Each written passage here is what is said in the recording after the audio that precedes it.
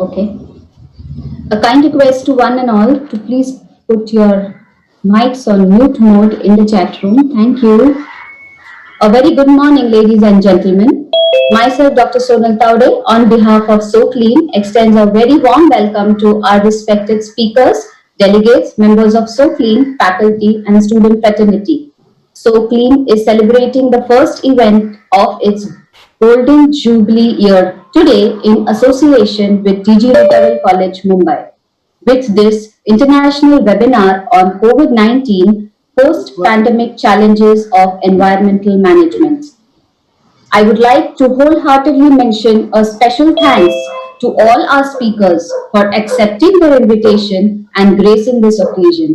I welcome our distinguished speakers, Dr. Rakesh Kumar, Needy, Nagpur, India, Mr. Gigi Thomson, former Chief Secretary, Kerala, India, Ambassador Dr. Philip Thomas, International Corporate and Environmental Lawyer, a distinguished professor of practice, Chairman and Global CEO, Delta Group Holdings, USA, Professor Dr. Athanasius Bourtsalas, Department of Earth and Environmental Engineering, Columbia University, USA, Mr. Ajoy Chatterjee, Consultant IMSAS Auditor, International Maritime Organization, London, UK, based in India.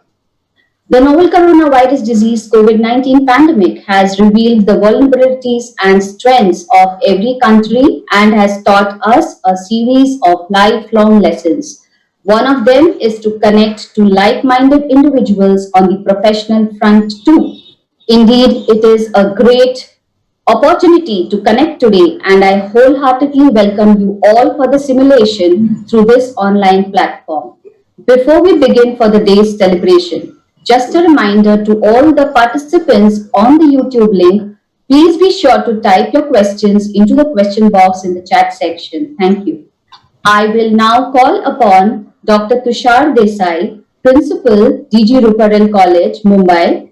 He is at the present principal of this college since the last 10 years, and he has received the University of Mumbai Best Teacher Award in 2003 and also from the Government of Maharashtra in September 2010.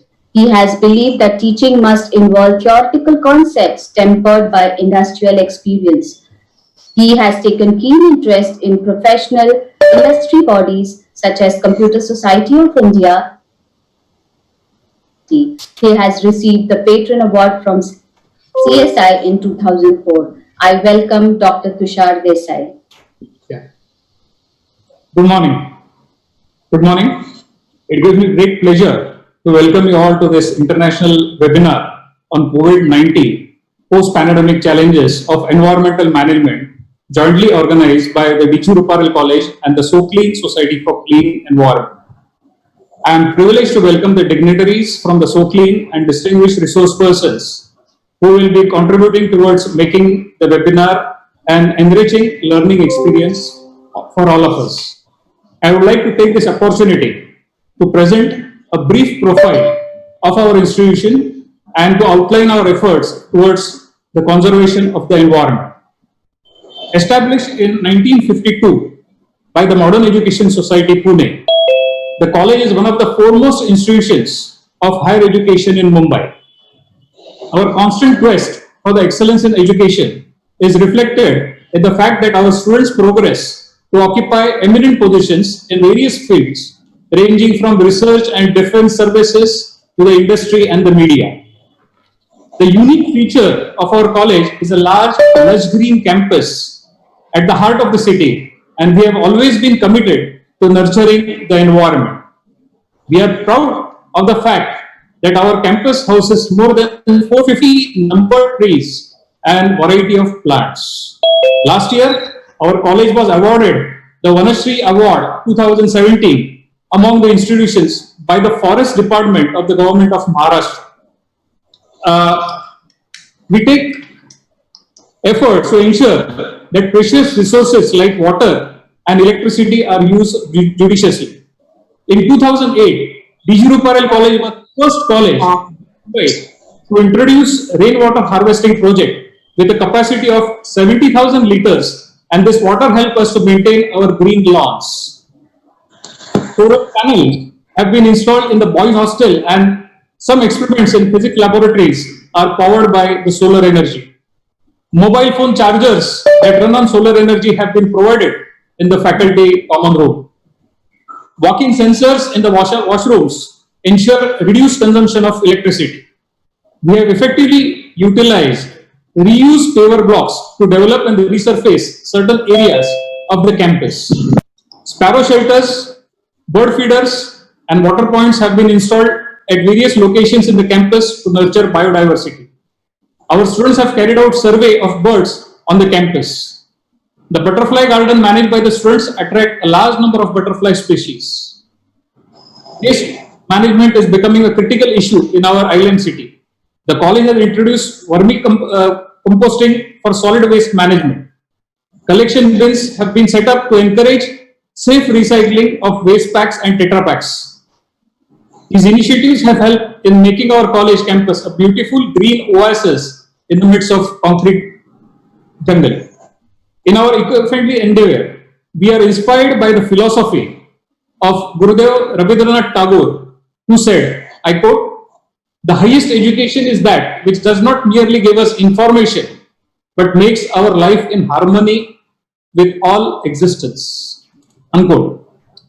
The recent COVID-19 pandemic has brought about unprecedented disruption and disharmony in all areas of life, and we shall require new perspectives and strategies to cope with these changes. I am confident that the deliberations and the interactive discussions in today's webinar will guide us regarding the future perspectives in the environmental management. Thank you. Thank you, Dr. Tushar Desai. I would now request Professor A.D. Sawant, President Socleen, who was a former professor of chemistry, the Institute of Science, Joint Director of Higher Education, Mumbai, Pro-Vice Chancellor, University of Mumbai, and Vice Chancellor, University of Rajasthan, Jaipur. Sir has established a strong school of research in fields of nuclear, inorganic, analytical chemistry, and solid state, as well as environmental chemistry. He has been a recipient of awards from many organizations. He is engaged in transformations of technologies for rural development, and currently he is the Director of Waste to Energy Research and Technology Council and India chapter of Columbia University. He is also the Vice President, National School of Friends of Trees, President, Society for Clean Environment, Socleen, and Chief Trustee for the Institute of Science, Golden Jubilee Trust Fund, and advisor to many institutions and member of authorities. I welcome Dr. A.D. Sawant, sir.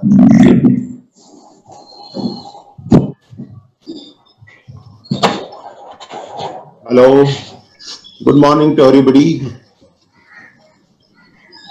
All the resource persons, the principal of the college, and all the participants who have joined this international webinar, and organizing committee of this webinar, as well as the most important, our trustees who have been working for this Socleen, many of them from the inception time.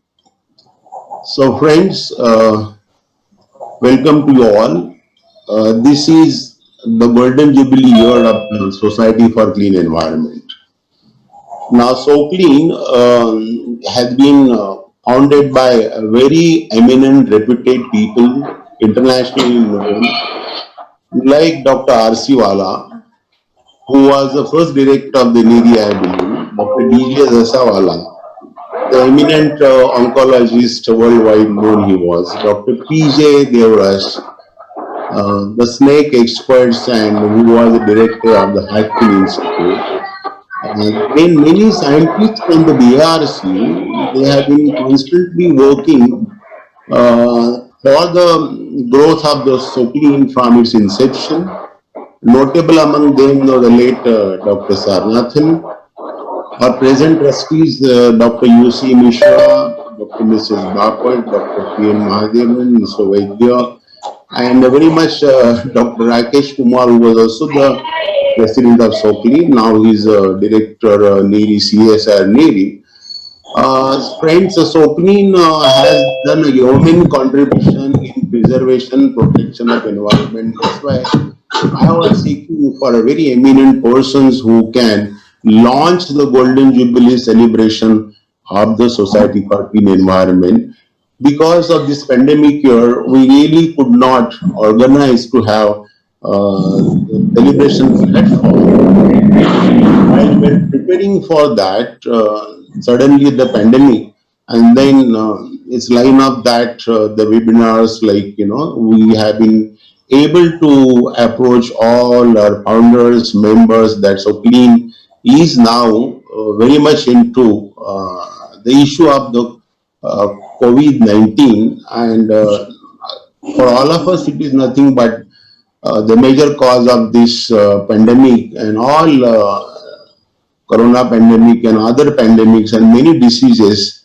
When I run through a few of the slides, you will find that how environmental damage or pollution and the kind of the lifestyle that we have adopted has resulted into many problems, and we have become vulnerable to the pandemics like corona also. I must mention that the enormous number of volunteers, workers, or farmers, office bearers like Dr. Chapekar, Debbie Goenka, Hemant Rane, Dr. Salim, and I could see that all of them are working for a growth of a Socleen. In fact, Socleen came into existence in 69, much prior to many of the legislations which were established by the government of India, government of Maharashtra, and the board. Even the Stockholm Conference was in 1972, which gave the fillip to the environmental conservation worldwide. Before that, the Socleen, that very appropriately these great scientists, mostly from the BRC, thought of launching this organization, and which has always strive very hard to protect the environment of this country, particularly Mumbai, having done lots of projects, programs of education awareness, air pollution, water pollution, river monitoring, drinking water monitoring, and what not.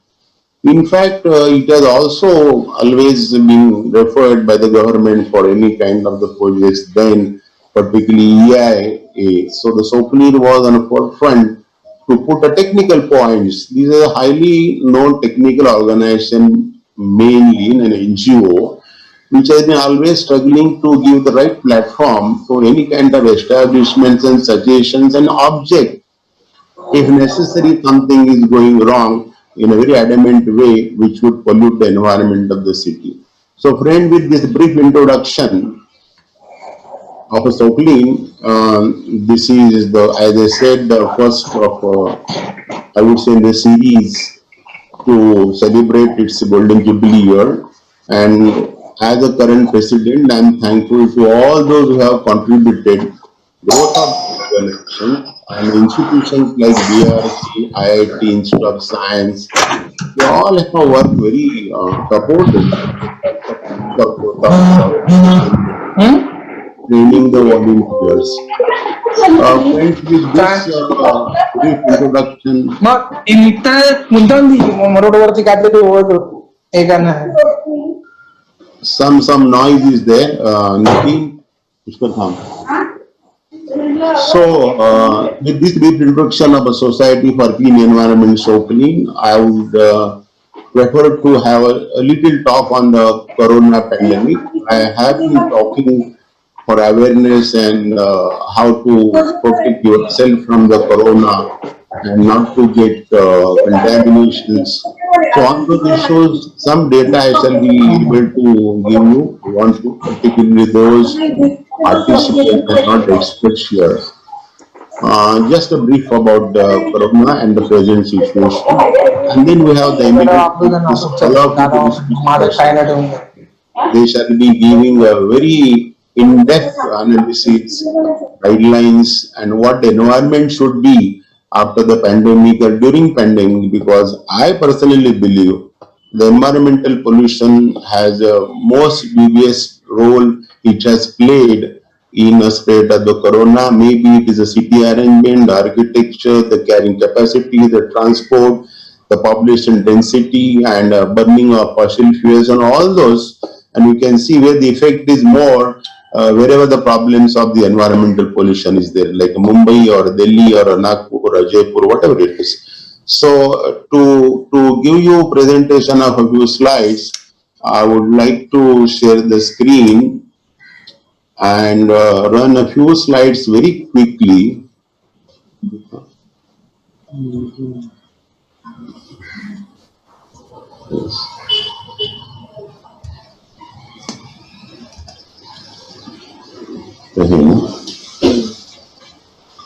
This is what the talk is. We are on post-pandemic challenges.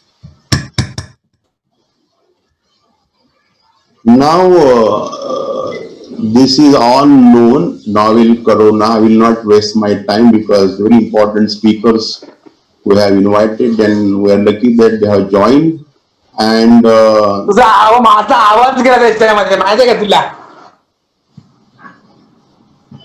So, being a novel corona, India also is facing the problem, and you know that the situation is going from bad to worse. We had a lockdown on 24th March, and we can see that we noticed a few cases right from January. The first case we had, and then few cases, and later on we can see on March 4 we have more than say about 20 cases. That's what the history of the getting corona COVID into India. But surprisingly that we had one casualty on March 11, only one. And then you can see on 12th March it is declared as a pandemic by the World Health Organization. And then on March 13 we had the case, and by coming to the by May we had, sorry, March 19 we have plenty of cases. So now here on we will find that we were caught bit unaware because we had very few cases, and already in Europe there are plenty of cases, like you can see in Iran, India, Germany and France and Italy. There are plenty of cases, and we and the USA were not many of the cases, so we thought it may not touch upon the India so badly because of the high temperature climatic condition, but those have all become a myth. Many of the participants must have seen these slides. Those who are new to this lecture on a Socleen front, I have spoken to many colleges, a webinar, and these slides they must have seen before.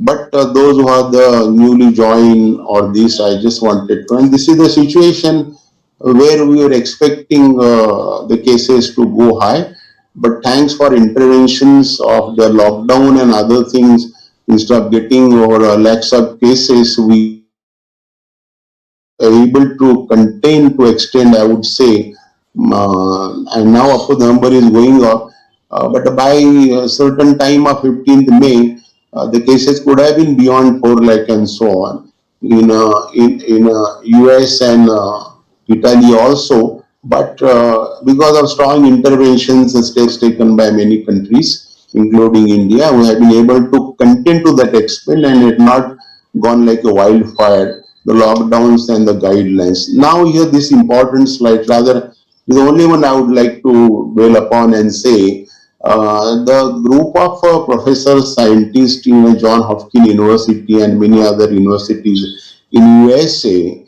they started working immediately that how it would affect India, looking at the conditions and higher populations and living styles and environmental situations. So as we know that the population over 65 is supposed to be most vulnerable for want of a good immunity, and that itself is 9 to 2 million people, though we say is a country of most population of the young generation, but nevertheless we have this large number, and of which many are uninsured citizens, and they face the problem. You can see the hypertensions in men and women amounts to about 175 and 132 million of people, and people with a cardiovascular risk, they are over 78 million.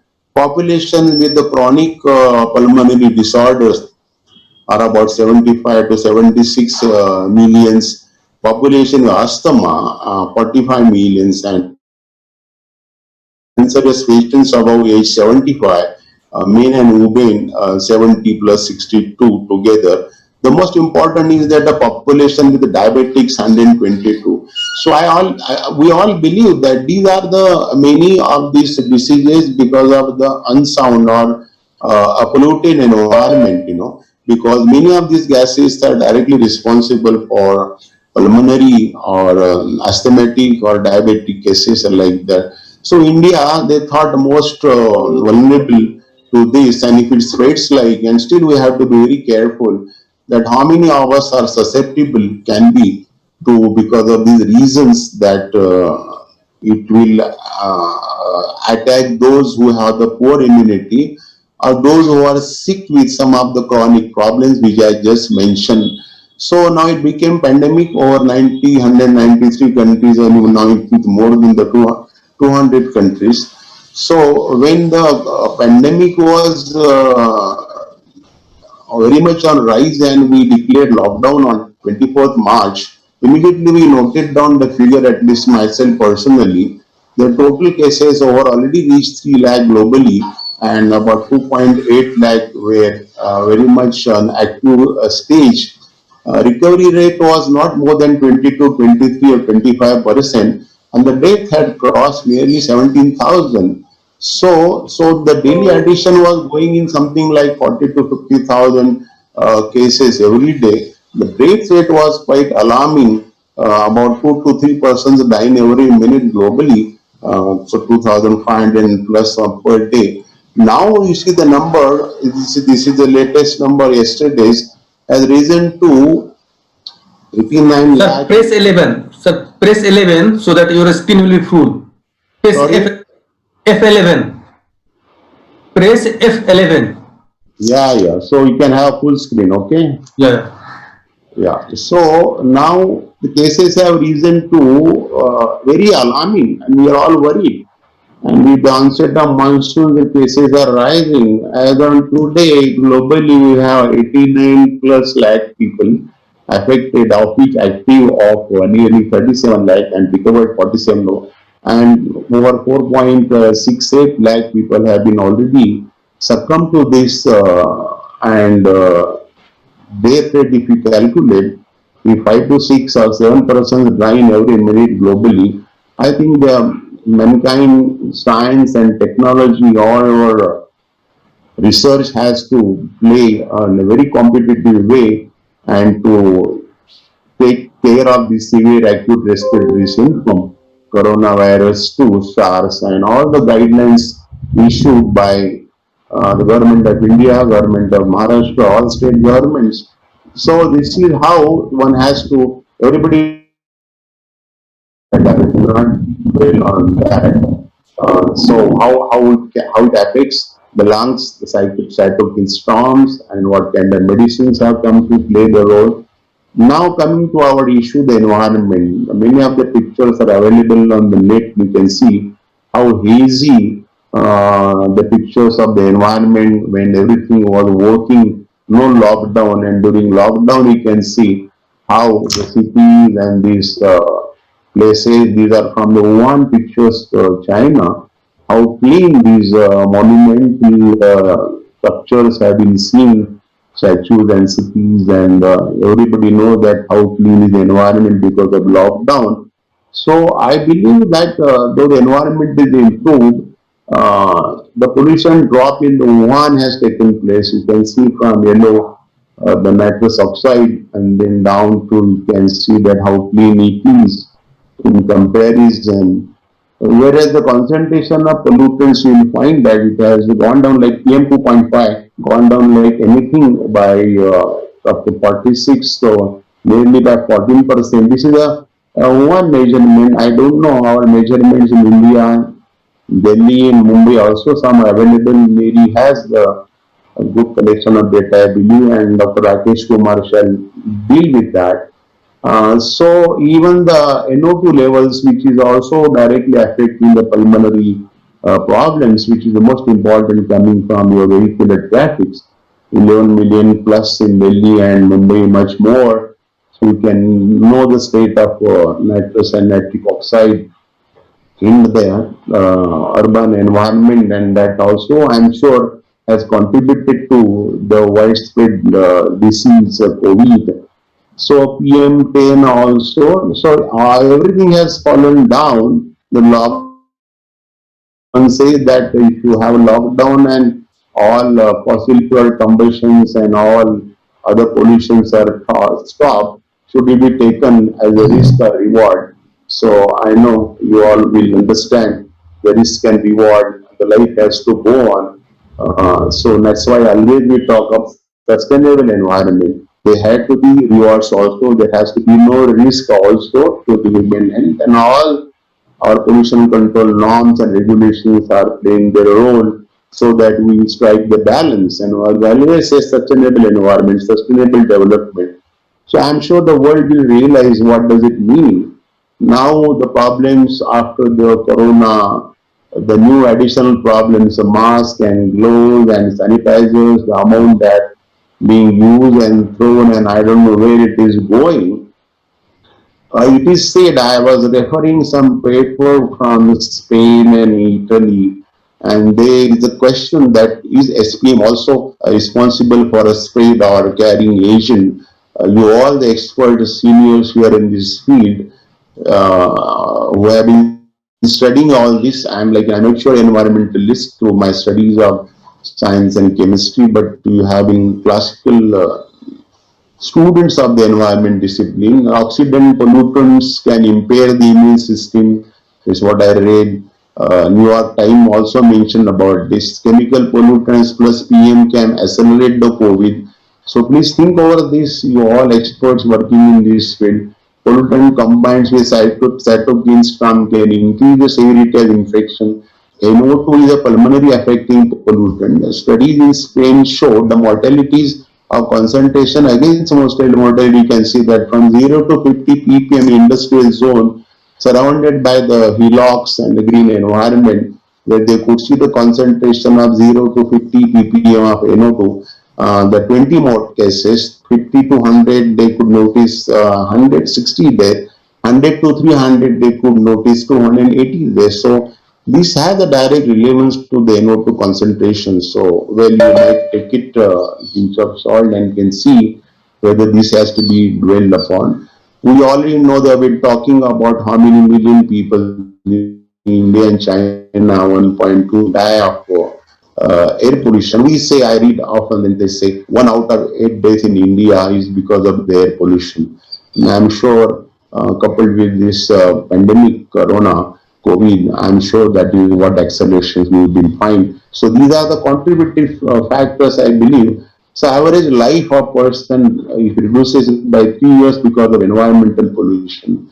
Within 2 months of the lockdown, they reduce the carbon by 25%, NO2 by 50% in one. And they say itself, this saving is now, I would say that 77,000 lives have been saved because of this stop of the air pollution. So long-term exposure of air pollution industrial region of Germany, France, Italy, Spain accounted for 78% of COVID-19 death of a total. So this is how you need to think of impact of lockdown. I'll finish in next 2 or 3 minutes.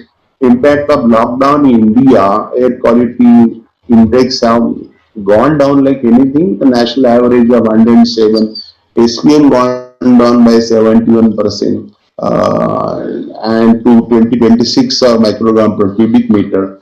Mumbai has been recorded 14 to 50 air quality index, PM to 84, PM10 to 107, close to the NO2 17, ammonia 5, SO2, carbon monoxide 43 microgram, and greenhouse gases down by 40%.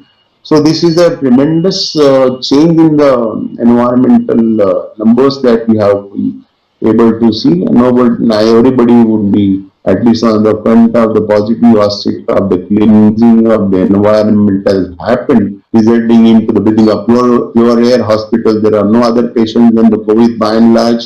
Nobody is falling sick. I am reported. People are having a good, healthy life, though at home. So I mean, pollution versus the health and the economy and the industrial. So the breathing of pure air, greening of the trees, spotting of wildlife, dolphins, flamingos, clean rivers, Yamuna and Ganga, everybody, people have been seeing through the social media how the environment has been improved. So the global emission of CO2 is cut down to 2006 level, which has happened first time in 4 decades, fall of CO2 in India by 17%. So the post-pandemic action, that is what we are on lineup of the after pandemic. We thought all experts like that can set the guideline talking about how the environment management should be, and regulatory authorities, the boards and the Navy, the government, state and center will have to come in a very big way. Apart from the spending the research to every institutions, university, in the laboratories, I think the research in addition to the vaccines and the finding out the good medicines, the race is on. Or 40 plus good players, international pharmas are working on this, and we find some breakthrough from Denmark day before, and many other things. I will not go into that, but as an environmentalist, what we deal with the problem generated and experience. So strengthen medical and hospital infrastructures in healthcare, which is very poor. We have about zero point 0.7 bed per thousand people. That's why the struggle for is 70 bed for a lakh of people in India is a very poor infrastructure. I think no advanced or developing country has such a poor infrastructures of the on medical fronts. I am sure this is alarming bell. We'll have to strengthen our this in a case like pandemics like this. We should be able to treat our people, the agriculture, fishery exports, organic waste. They all have to be handled post pandemic because they have been all piled up for want of consumption or export. So the monitoring of the ecosystem, tourism activities have to be taken care of. COVID-19 may become a seasonal infectious disease, therefore requires environmental media like PM, dust, water, and sewage and the varied parameters have to be monitored. Probably have developed the new system to be more sensitive methods enough to give the numbers of this which will be affecting on various parameters.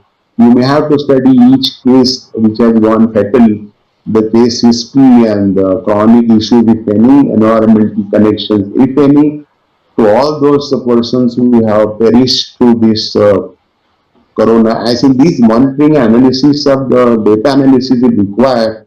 Are the persons affected or active infections or they have succumbed to that? This data analysis shall be the great challenge to all of us. We'll have to define environmental thresholds determined for major cities like for air and MSW. I'm sure many of you will be talking on water, sewage, traffic. We'll have to see that give away the permanent yellow horizons from the sky. Investment to be done in cleaning air, water, and the land. Transitions to solar panels, wind turbines. So we'll have to minimize the combustion of the fossil fuels like coal, oil, and the gas. CDM probably have to place into the order and quickly to go through that the boosting of R&D activities, drugs, vaccines, and designing methods for control of diseases that it should not transmit. So we'll have to define the path in personal hygiene, social hygiene, community hygiene. All these factors will be a great deal that government has to and the authorities have to deal with. Find out the factors of vulnerability, strength of country-wise to establish correlation between environment pollution and the health and diseases. Communicate with people on pollution levels, actions taken, and the health precautions. You'll have to be very much accountable through the portals So political and level and authorities, Supreme Court, NGTs will have to take the stock of the situations and go for the stricter actions and time bound center state kind of this is my last slide now. Center state relations, not on the political sharing economy, but on environmental front, has to be a very active parameter. So the way ahead is quarantine, social distancing, and space on personal hygiene to be made integral part of the lifestyle. Probably environmental norms have to come into this for personal health and hygiene also. Program for development of the and personal community immunity. Those programs for the health department and nutrition and all they will have to think of. Climate actions have to be in a great force. Green economics and sustainable finance for it. Recasting environmental laws and enhancement of the judicial verdicts has to be done, and so that the pollution prevention has to be done. Polluters have to be penalized in the fast-paced mode, and finally, to prevent next pandemic, transfer from transfer relationship with our relationship with the nature, and so nature and sustainable living and the human being and all the species on this planet. Uh, I said planet because it's a pandemic. We all have to think of the balanced, sustainable environment living. So with this, thank you very much for listening to this and the great lectures are to be followed now. So I request all the participants, as the president of Socleen, I would appeal to all participants to get tuned to these very important lectures after my this small talk. They are the world renowned experts. Their words are very important. Each one has their special contribution in giving you the greater and better environment for whichever state or country or the government it is. And they are hardliners, they are hardworking, they are giving their lives for environmental management and sustainable development and a good environment. So with this, thank you very much. Thank you.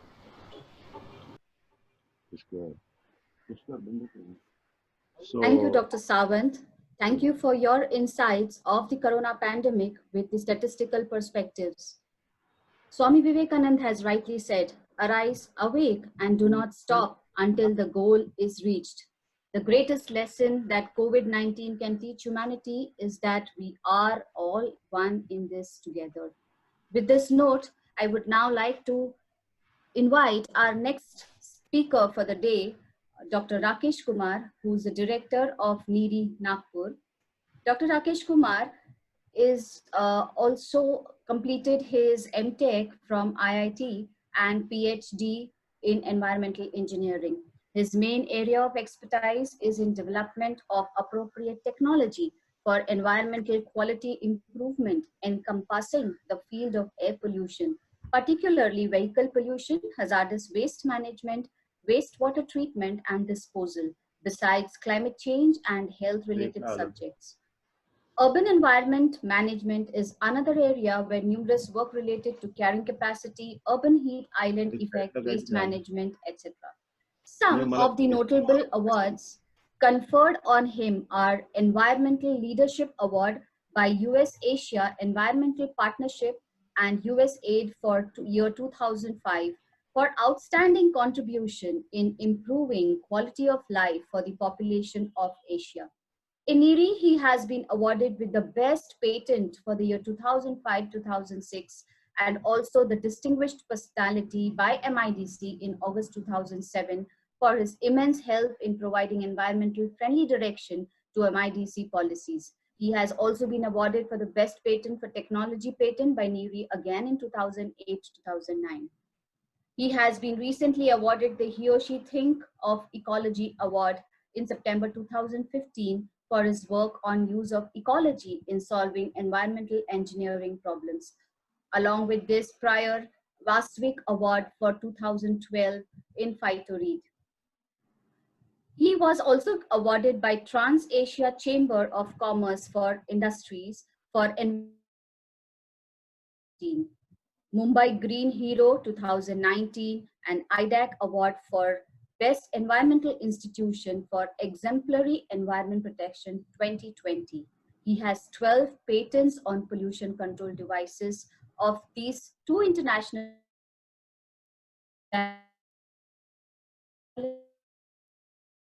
in has books on various topics of environmental science and engineering, one of them for Commonwealth of Learning Canada.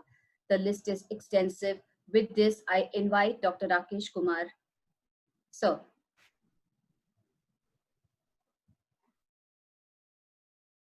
to all of you. Sonal's long introduction was longer than probably my lecture. Dr. Sawant for inviting me to be speaking and all the dignitaries here. I'm so glad to see all very senior people here, some of my colleagues, some of my students, and all those people who love environment related issues. What I'll do is I'll actually do a shorter version to me, and I hope you would all like it. Just one second.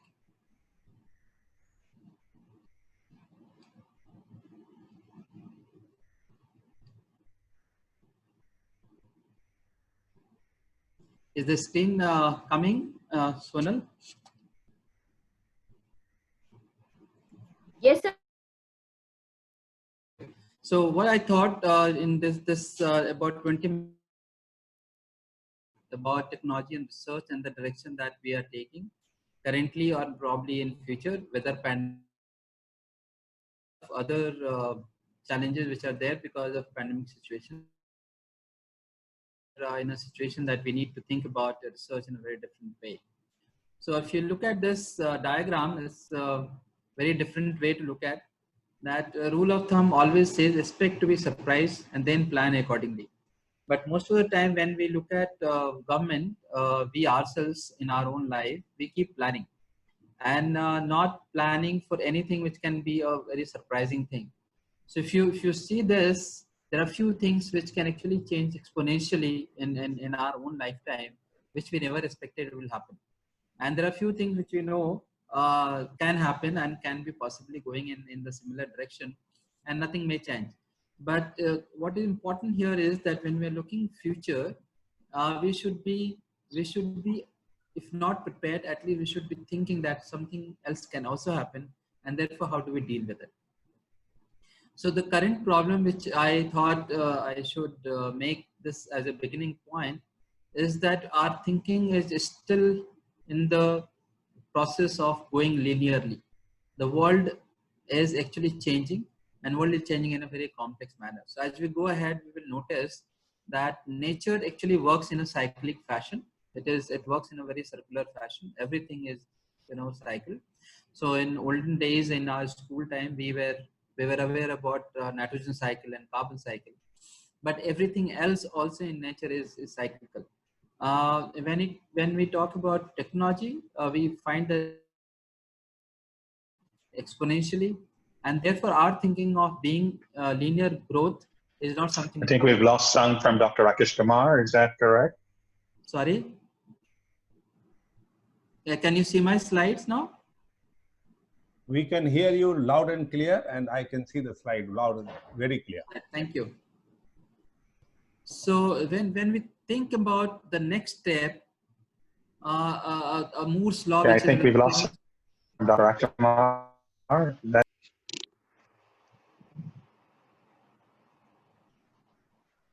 If many people lose my voice, they can tell me. Otherwise, we go ahead. Sir, you may please continue. I request all the others to please put your mic on mute mode, please. Yes, so sir. Just a request that in case you are losing my slides or my voice, you can just indicate to me. Yes, sir. Okay. Sure, Right. sure. I think we've lost sound. But I think everybody else is getting the sound. So I'll just go ahead. Otherwise, we will keep waiting. Yes, sir. You may please continue. I'll talk to Dr. Philippia. So when we look at Moore's law, the fifth paradigm, which was talked about way back, and the whole idea was that there is a certain way we would see the development. And one of the development which Ray Kurzweil said many years back, that due to paradigm shifts, a trend of exponential growth will extend the Moore's law from integrated circuits to earlier I think transistors, we've lost sound. relays, and electromechanical computers. And this exponential growth will continue, and that in few decades, the computing power of all computers will exceed that of human brains. Yeah, hello. And that is where we are right now, that we are talking about artificial intelligence appearing around the same time. And these are basically because we have been going Yeah, hi. Hello. exponentially very fast. Do you have a problem? I'm not hearing. I'm not hearing. Mute mode. Uh-huh.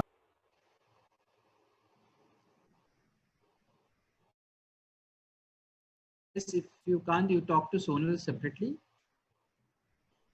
I'll So tell as you. we, as we I'll go tell ahead in this whole process, we find that the computing powers as of now is becoming almost equivalent to human mind. Of course, there are a lot of reservation that things may happen exactly the way do we feel, the way we behave, the way we our emotions of cheating and being nice, whether that also can be part of our artificial intelligence or not.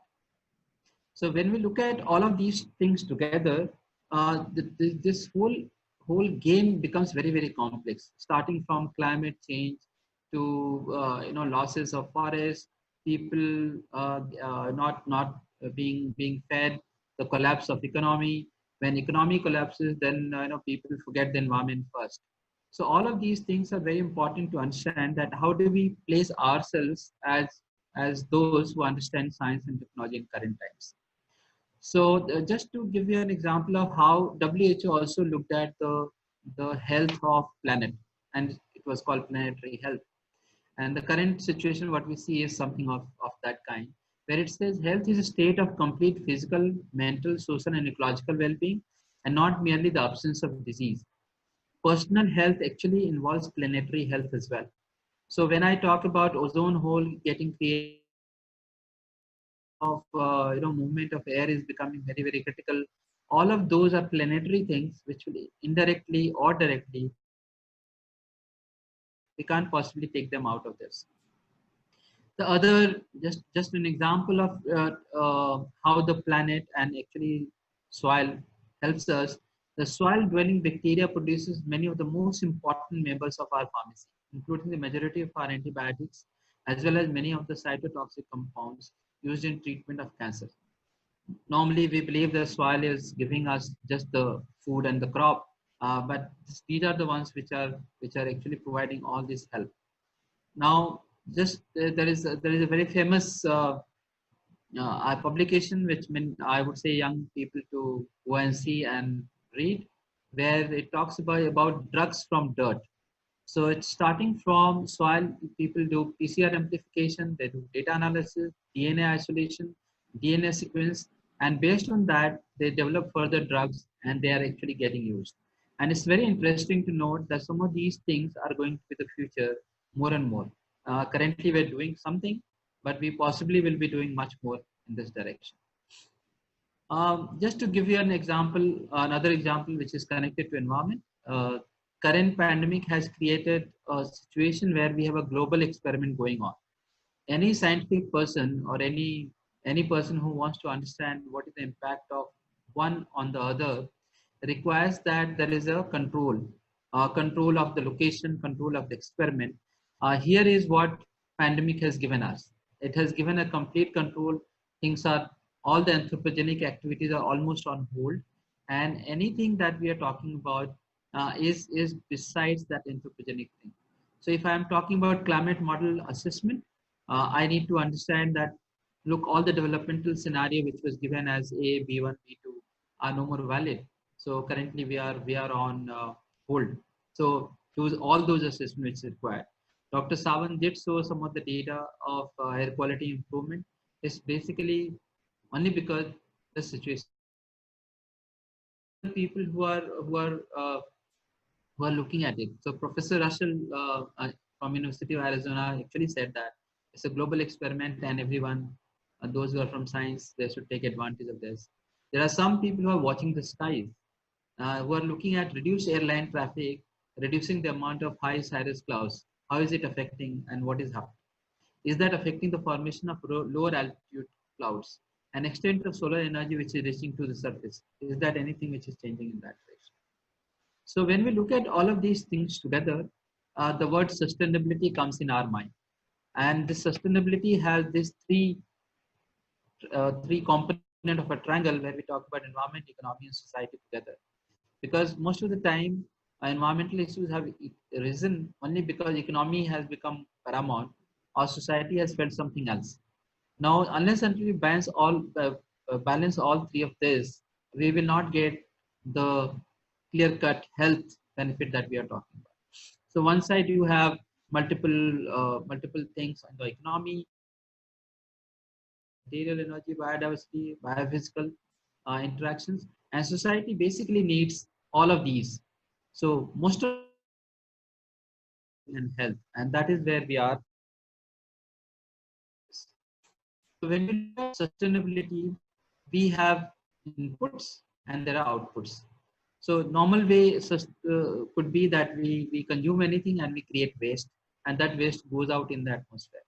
Whereas if I do a balancing act, I will be able to do cycling of the material, we need technologies. Whenever, if you take that example of energy, we could start with conservation, we can do renewable energy, substitution of energy sources, and each of these, I would say, these are like driver words. Each driver words leads to set of technology with this. So earlier it has been technology determinism, that you have science which invents, technology which is applied, and market is what selects. And when we look at technology, we have tools and instruments, knowledge and culture. Sometimes people don't give value to this, but culture is what drives your knowledge and tools, which should be sustainable. If we forget this part of the triangle, we have actually missed the major part. So what is the strategic approach which we need to take for better utilization of technology? Initiate a technology which contributes within the context of World Summit or Sustainable Development, solution-driven priorities, production of usable knowledge, target technology on most pressing problems across scales from local to global. There is a concept called design for environment. So eating an ice cream in as well as the container, this is an excellent example of how. So if I want to start solution-driven priorities, we will be able to achieve this.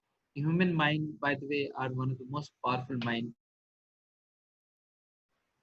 So when we look at frontier of technology development, you have one side private, on the other side public. All of these people, and then in between, of course, you have in legal and intellectual.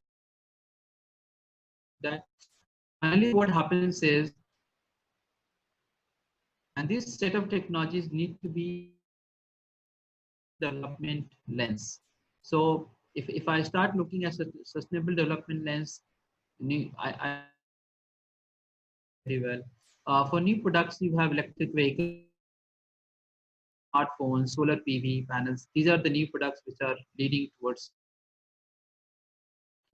new services like digital finances, social media marketing. All of these which require a lot of movement, transportation, is going to change the whole system. And there are whole as well.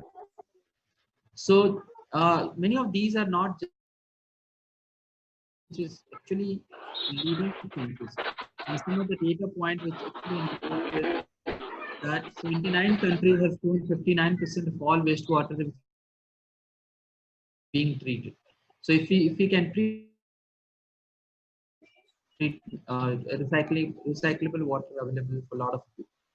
Similarly, 55% of renewable energy is being derived from modern farms. By 2015, 2020 situation is almost like 63, 68%. Countries have national policy for sustainable consumption and production, and 93% of all 250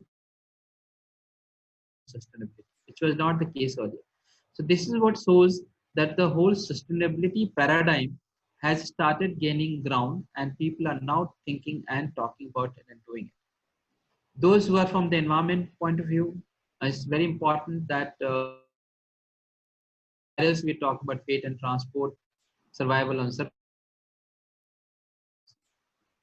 what is that we see, and what are the issues of sewage and water interaction. So each of these four that I have listed will require certain set of technologies to be developed and processes and tools to be deployed. So in case of viruses, we need to understand how does it move, how does it get into different layers because of its own character, and these virus, this particular virus and many other viruses, depending upon their quality and their properties, we need to keep thinking what are the new methods of their trade, transport, and survival, so that we can devise technology to track them, control them, and make our living easy. So if just in the same direction, those who are from environment background, these are the areas to work: water and sewage contamination, risk and prevention. What is that we can do? How do we live in indoor air safely? Car, bus, metro, classrooms, and how do we control their spread? How do we do non-contact disinfection systems? And finally, how do we do solid waste disposal, as Dr. Sawant was also talking about? And each of these will require cost and benefit analysis to be done, different approaches to solve the problem, and of course, how do we tweak our environmental law, which is not yet sensitive towards what has happened in our society. So there are a whole lot of things which you can see on this side which can be done. So in conclusion, I would say that Earth is evolving with recycling of energy and materials. Earth has been quite resilient. It manages disturbances to recycle through more energy and processes in the life forms. But these life forms actually become very, very critical. And these life forms have to be studied and understood so that we are able to manage them well. We are in the age of great acceleration. Things are happening very fast. So you must have seen pandemic also, as you saw the earlier presentation, spread so fast. It wouldn't have happened if we did not have good connectivity across the world. And therefore, even in the technology, if you take computers, artificial intelligence, machine learning, all of those are accelerating much faster than what we thought will happen. And therefore, it's important that we evolve our strategies due to human behavior and combine our cultural practices. I'm bringing these cultural practices right now because some of these have actually led to problems, and some of these only will solve our problem. Thank you very much to all of you, and especially to Socleen, which has been one of the longest and most credible NGO operating in India for quite some time. Thank you very much. So thank you, Dr. Yeah. Rakesh Kumar. Thank you for your presidential address on contribution of technology towards environmental sustainability. The innovations and research in science and technology are the engines of the 21st century economy. If we care about the health and wealth of our nation and the universe in totality, we all have a long way to go. With these words, I thank Dr. Rakesh Kumar to give his valuable time and be here and guide us through the technology and the research, what's its importance, etc. Thank you, sir. I request Dr. Thomas to please put your mic on mute mode. Moving ahead, now I welcome Professor Dr. Thanos Bourtsalas, the Professor of Energy and Materials in Department of Earth and Environmental Engineering, Columbia University, USA. Dr. Bourtsalas obtained his BS in Electrical Engineering from the University of Patras, Greece, his MS in Earth Resources Engineering from Columbia University, and his PhD from Imperial College London in Civil and Environmental Engineering. Dr. Thanos focuses on systems for sustainable development with an emphasis on process engineering, sustainability economics, and public policy. He is the Vice President of Research, Development, and Deployment at Global Waste to Energy Research and Technology Council, where he directs techno-economic and business model studies for the use of urban and industrial residues for the production of energy, fuels, and materials. Dr. Thanos is the senior advisor of the World Bank Group on the development of investment criteria for sustainable development projects and the senior advisor to a UN committee for the development of sustainable development standards and a toolkit for public and private partnerships for signatories of the UN Paris Agreement. He was on the technical advisory panel of Singapore's Environmental Protection Agency for guidelines for the beneficial utilization of waste to energy bottom ash. He is also a co-author to the solid waste chapter of the assessment report on climate change and cities ARC 3.2 developed by the Earth Institute of Columbia University and presented at the Conference of Parties 21 in Paris. I welcome Dr. Thanos Bourtsalas. Sir. So thank you very much for your kind introduction. I would like to thank you very, very much also for giving me the opportunity to be with you today and present about waste management in the COVID-19 era. Give me 1 second just to share my screen.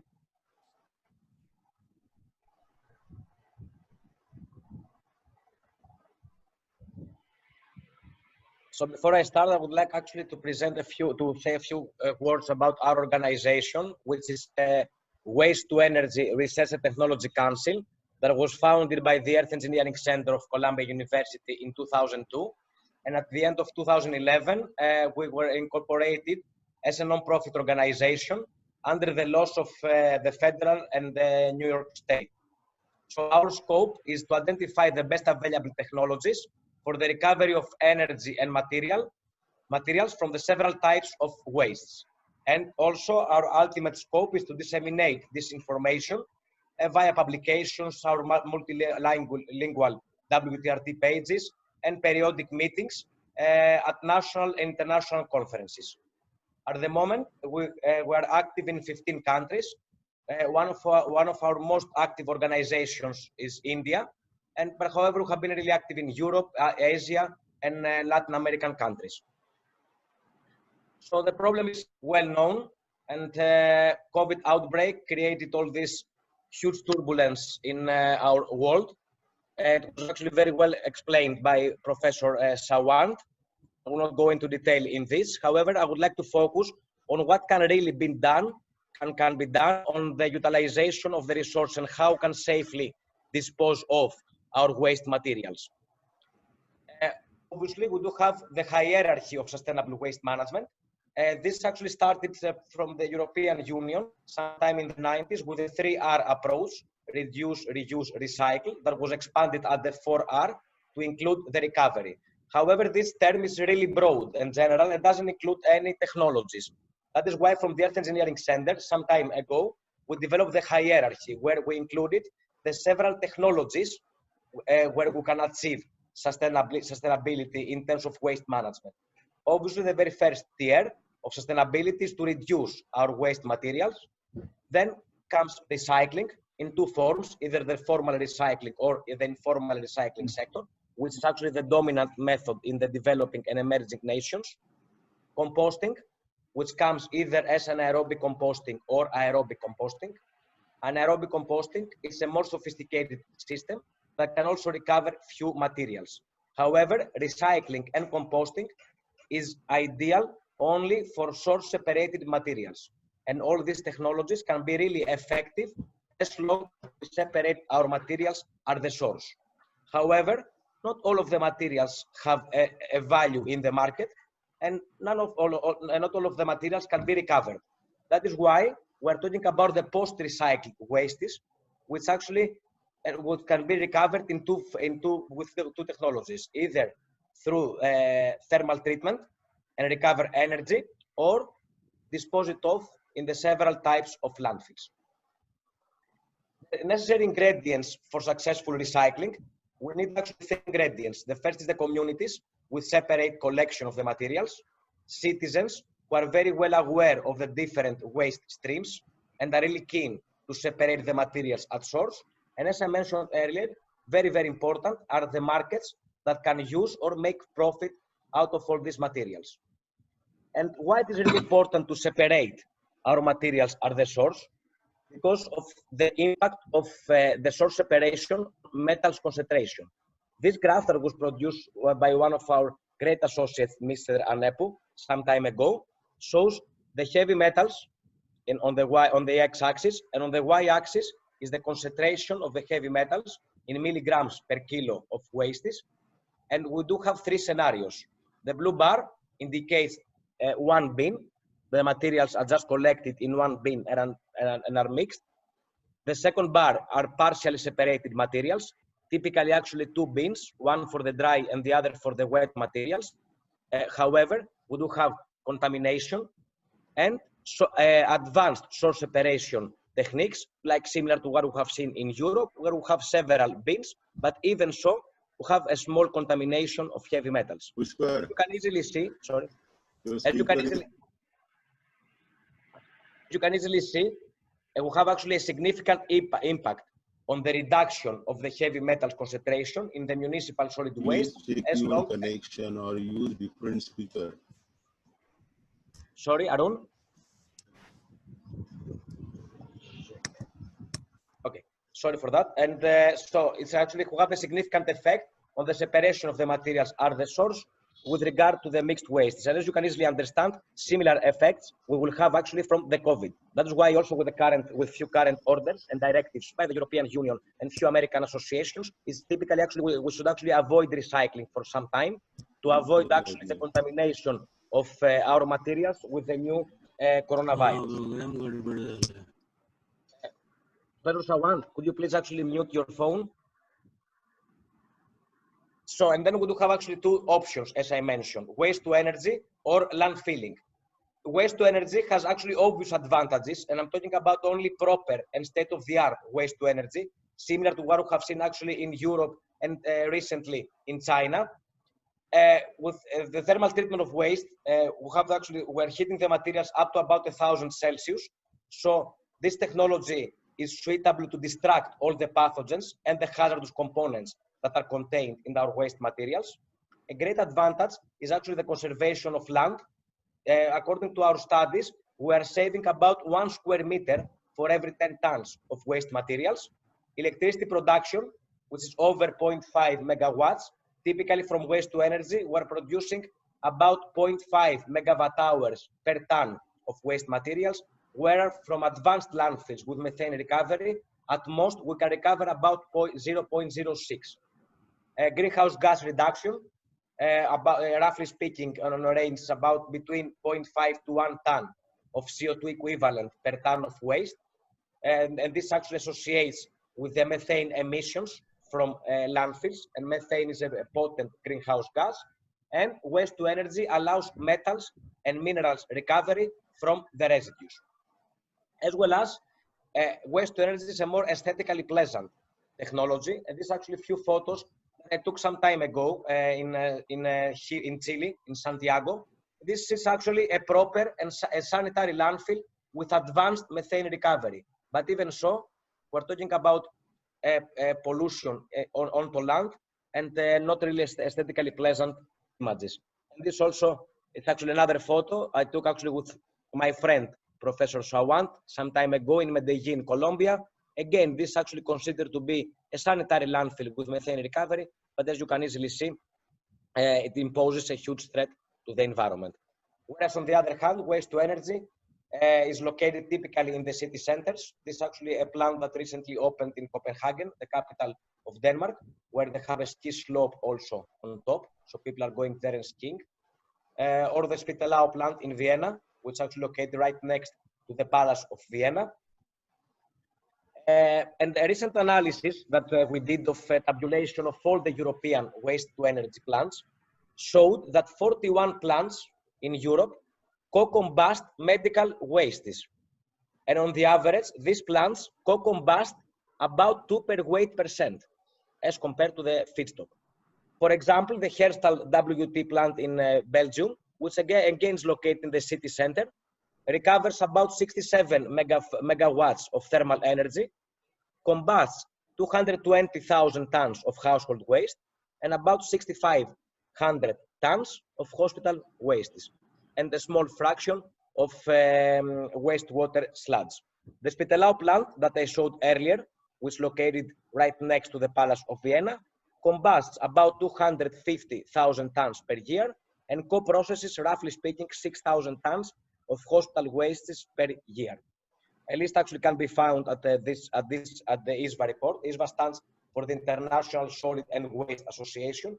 So obviously, waste to energy is the most prominent technique to dispose of safely our materials with regard also to our recent outbreak and COVID. Because as I mentioned earlier, waste to energy is a process that uses heat at a temperature of over about 1,000 Celsius. So obviously is a suitable temperature to distract all the pathogens. And also on the level of deployment, what we have seen from very, very successful paradigms of sustainability, like the Europeans, and this actually graphs shows the evolution of sustainable waste management at the European level, starting in 1995 until 2017. We have the several disposition options: landfilling, waste to energy, recycling, and composting. And as you can see, Europeans reduced the landfilling rates from 64% down to 23% by a combined effort of recycling, composting, and waste to energy. So during the same time, waste to energy was almost doubled, recycling was tripled, and composting was actually about 2 times higher. And this is actually a great example on why recycling, composting, and waste to energy go hand in hand in the advancement of sustainability in our modern societies. Recently also we have the concept of circular economy. And about a year ago, Europeans launched actually the strategy on what should be done on to achieve full circularity. And the recent study that was done by CEVEP, the Confederation of Energy from Waste Plants, showed that even with the ambitious targets for 2035 at the European level, where we will have, roughly speaking, 250 million tons of municipal waste and another 295 million tons of other non-hazardous waste components, like the commercial and industrial waste materials, again, the non-hazardous components. Even with advanced recycling, we will actually have to deal, roughly speaking, with about 25 to 30% waste to energy.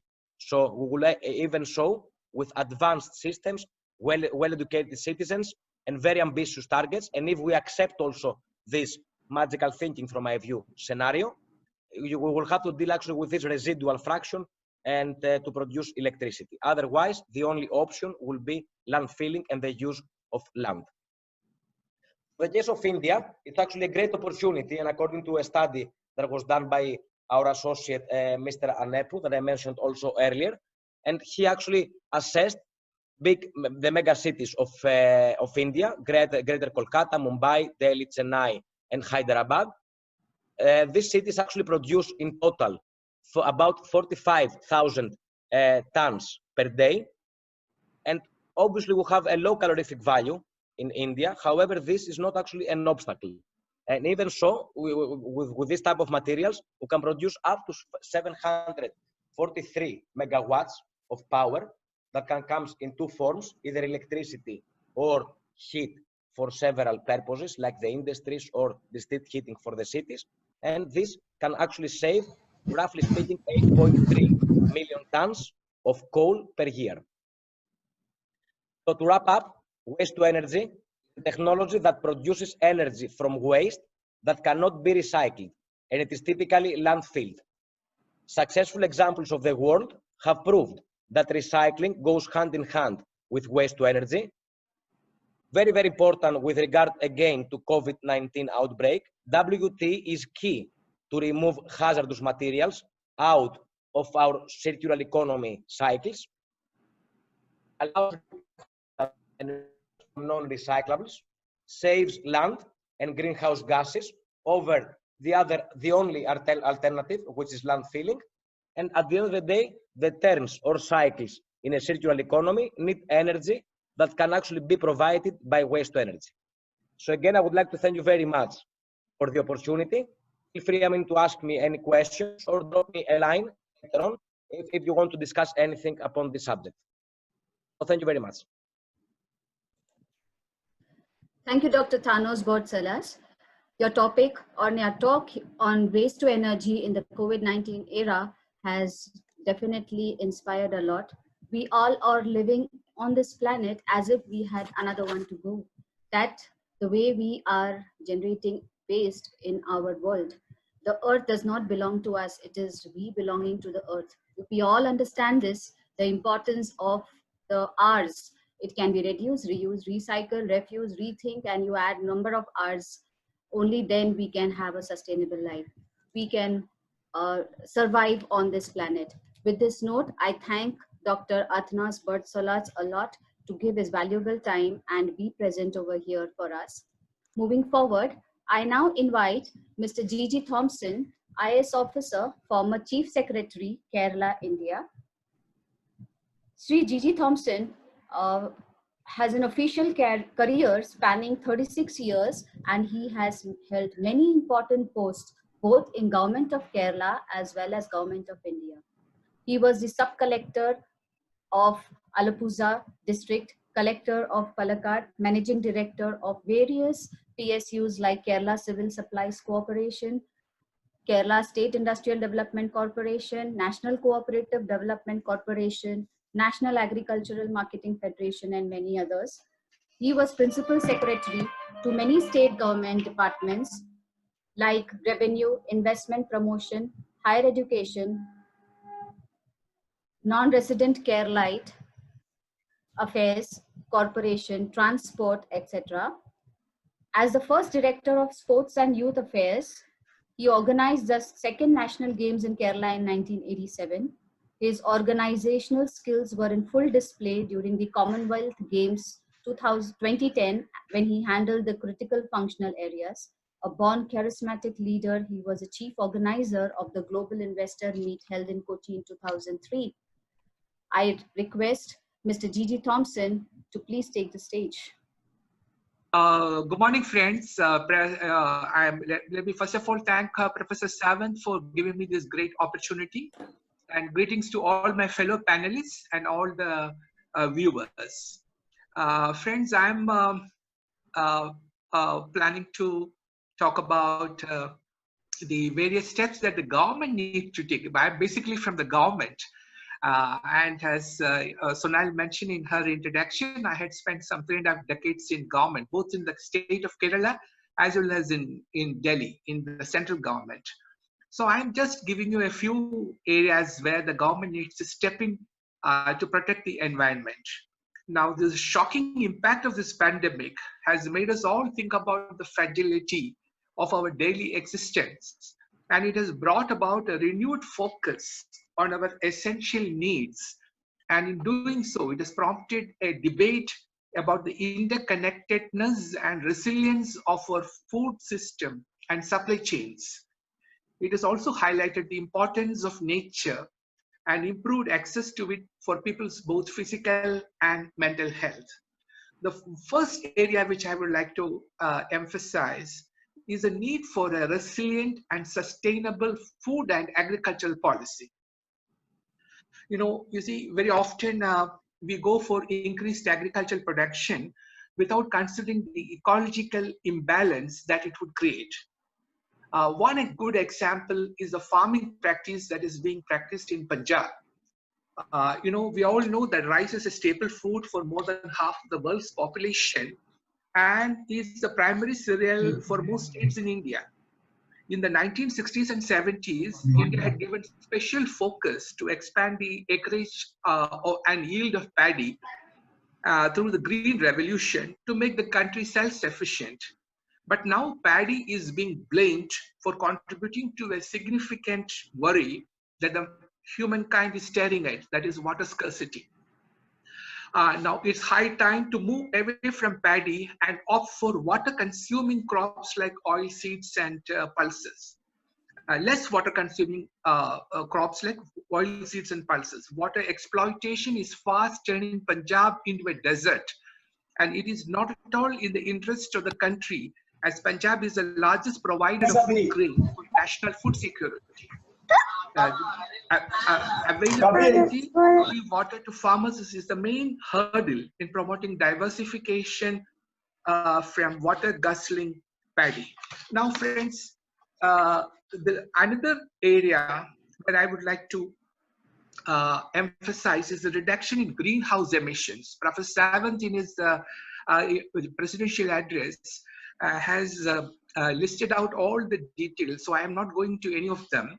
I will only say that the reduction in the use of fossil fuels for travel, which it has generated, it is also limiting industrial activity, which lowers the consumption of oil and coal. And the reduction of carbon dioxide emissions has important implications. Now, you see, the sudden imposition of travel restrictions and self-isolation have forced organizations and individuals to adapt to the new normal. And many of us have been surprised how well and how quickly this has happened. In the past, employers have been reluctant to allow the workers to work from home for a variety of reasons. Some fear that workers may not work as hard or may become distracted, while others harbor concerns that staff will miss important meetings and the quality of their work will suffer from a lack of interaction with colleagues. However, many are reporting that these fears have become groundless and workers have been able to operate very well remotely. Now, because of the internet-based communications and video conferencing have boomed, and it seems inevitable that post-corona, there will be less reliance on travel and that the environment will benefit accordingly. We have also talked about, the previous speaker has also spoken about the waste management, the importance of waste management from waste to energy. And we all know that this is an area which is crying for our attention. And the waste generation in urban India will be 0.7 kilo per person per day in 2025. That is approximately 4 to 6 times higher than in 1999. And more than 90% of our waste in India is believed to be dumped in an unsatisfactory manner. So scientifically managed engineered landfills should replace dumps in India. And adopting maximum recycling with waste to energy in an integrated waste management system would significantly reduce the environmental impact of dumping waste. A strong and independent authority is needed to regulate waste management if solid waste management is to improve in our country. Without precise regulation and enforcement, improvements will never happen. And also the government of India, the federal government must incentivize state governments to implement successful waste management projects. And we all know, we all talk about this 3 R's: reduce, reuse, and recycle. It's fine, but then my point is that this should all begin with the government, because governments need to cut down drastically. The COVID-19 crisis have proved the redundancy in government offices. I will cite an example. Since I'm from the state of Kerala, I will give the example of Kerala itself. For example, the government secretariat in Trivandrum, that is the capital of Kerala, secretariat houses some more than 4,000 officers, and they do a job that can be precisely done by 1/3 of that strength. And with increasing digitalization, this could be further reduced. I know how difficult it is for governments to lay off staff. At least it is a heresy in Kerala. But they can be redeployed in local government institutions after freezing further recruitments for a specified period. A small state like Kerala has got 92 public sector undertakings, 162 autonomous bodies, 25 commissions, and 36 welfare bodies. Most of these are meant for party workers who lost the election or those who failed to get an assembly ticket, and some are reserved for inconvenient politicians. This is the case in almost every other state in the country. And so flattening the bureaucracy is one of the important areas which the government should step in immediately after this crisis. And next is the concept of volunteering. It is not very prevalent in our state. I remember when I was organizing the Commonwealth Games in Delhi, we wanted some 1,500 volunteers, and we found it so difficult to get young people as volunteers. Everyone was looking for some sort of a job. Nobody was prepared to volunteer.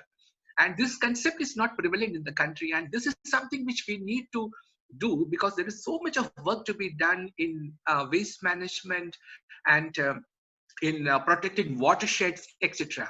So this is something which needs to be, to be implanted in the minds of the youth, and this should begin from their school days. And the next point which I want to emphasize is on education.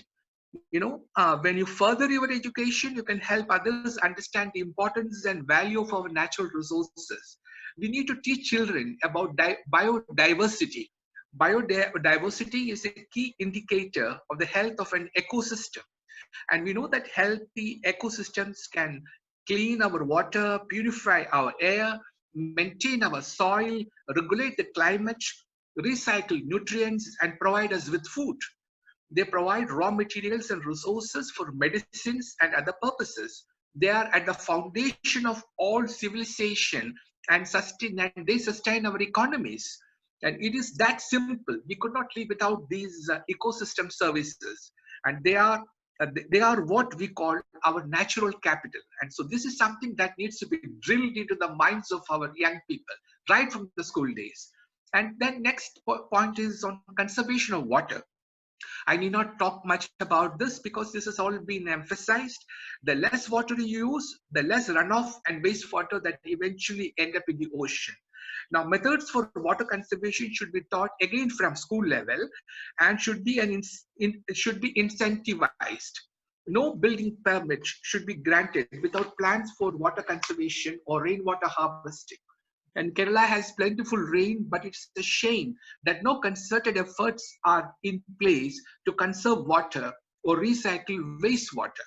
Despite such bountiful rain, all the 44 rivers in Kerala are dying. There is a crying need to conserve water. And then, of course, another point which Professor Sawant made was about sustainability. We need to make sustainability a norm for every other activity. And of course, the other point is on a banning of plastics. We often urge our people to buy less plastic and bring a reusable shopping bag. A complete ban on plastics is the need of the hour. But very often you see that ministers, when they declare the policies about banning of plastics, they will perhaps be doing it after taking a sip from a plastic bottle.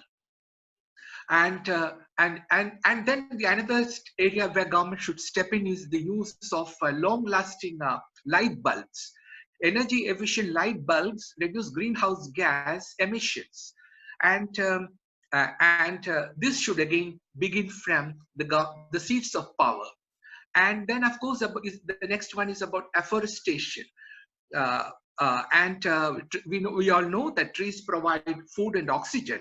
They help save energy, clean the air, and help combat climate change. Afforestation is a proclaimed policy of the government, but it always remains on paper. They shamelessly encourage deforestation for human settlements with an eye on the ballot box. This needs to go. And then, of course, the government should not choose non-toxic chemicals in office. This is another area which should be a given priority. And another area which is very simple, which government can easily implement, is to bike more and drive less. There should be dedicated bike lines in every city. If you go to London today, you will find that they have created lanes for bike in almost every other part of the city. They have followed what is prevalent in Amsterdam or in Netherlands. So this is something that we also need to do post-COVID. And of course, the most important one is that we should formulate policies keeping in mind the future generations. The quality of life for the world's children in 2050 depends on the decisions that we take today.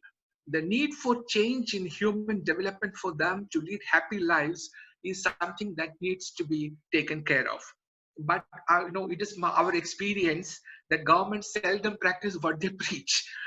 For example, 2 weeks back, the government of Kerala gave its non-objection certificate to the state electricity board to go ahead with a hydroelectric power project called Adirapalli.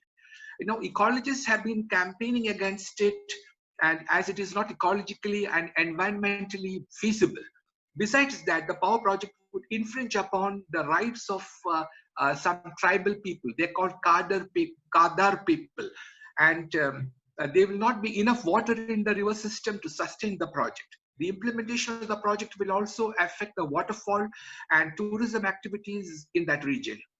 This will affect the well-being of all future citizens, but none of these were considered by the government. And the reason? Because they are going to fight a general election in a year's time. So this is one example of institutional shortcoming. Now we need to, come out with some kind of remedy for this. There have been examples in Hungary, in New Zealand, and in Israel. As the well-being of and rights of our children and grandchildren will be affected by the decisions that we make today, establishing guardians or commissioners for future generations would alleviate democracy's discrimination of the long term through temporal checks and balances. Now, friends, I will not take more time. Let me conclude. It speaks poorly of a society that we needed this deadly virus to bring us to a situation that we could have decided by ourselves. The question is, when the COVID-19 crisis is over, will we return to normal without having learned a thing about our effect on the ecosystem? Let us take this opportunity not to return to the normal. Instead, let us ensure that we take care of our environment and maintain a healthy ecosystem. It is the ecosystem that provides the basis of all civilizations. It is our natural capital. It is that simple. Neither we nor the future generations could live without this natural capital. Thank you, friends.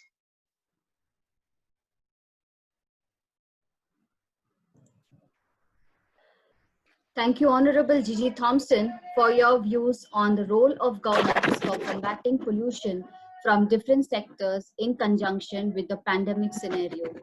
The steps for protection of environment need for the government to act. The importance and involvement of regulatory policies will definitely help each one of us for sustainable development. Thank you once again for joining us from your busy schedule and giving us your valuable time. Thank you once again. Thank you so much, sir. Moving forward, I would now like to introduce to you Dr. Philip Mozart Thomas, Chairman and Global CEO at Delta Group Holdings, Delta Clean Green Environmental Solutions Private Limited, USA.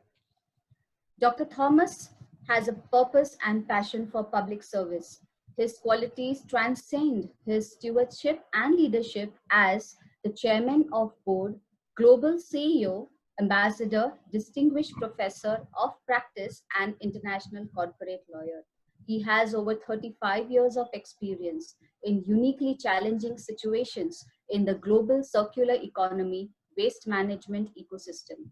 His primary surgical striking laser focus centers upon implementing net carbon neutrality protocols for mitigating climate change by implementing audacious adaptation solutions for the global circular economy waste management ecosystem.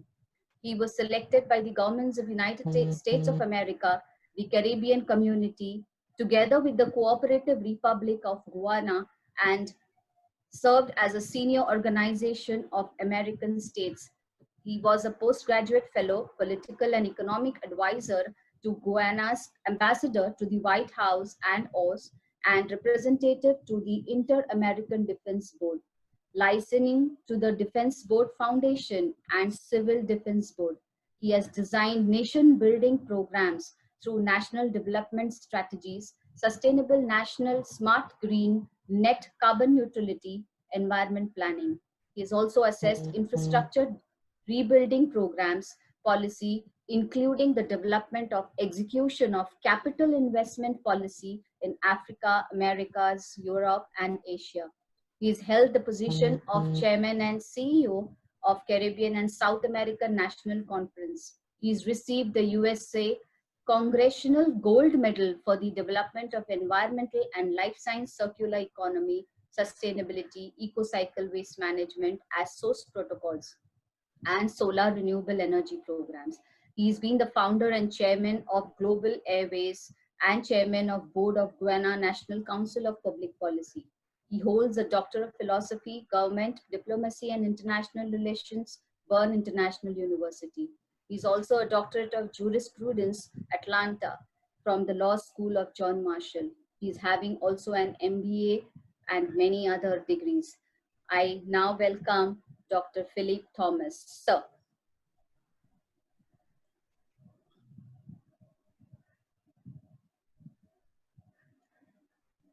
Dr. Thomas? Let me Can you unmute. please? Yes. Yes. Thank you. Thank you so much for that very audacious introduction. I must say I am very honored to be part of this distinguished panel in the celebration of the 50th anniversary of the Socleen, the Society for a Clean Environment. I must say hello to my distinguished panel, and also I must say hello to the listening audience in the webinar community. My focus today is to share with you some adaptation strategies that came about as a result of examining the infrastructure here in India, and you know how India, I think, would be able to lead not only in the aspects of carbon neutrality, but also lead in the aspects of leading the global mission on climate change. Now, I must say a little bit about Delta Group Holdings. You know, we have for the last 30 plus years been working in several different countries around the world, implementing circular economy waste management program. I was very pleased and happy to see the presentation by Dr. Tanos, where he actually presented and showed you the various waste to energy facilities around the world, and something that I would touch on in a moment. But over the last decade and a half, Delta has been in India, actually studying the waste management infrastructure.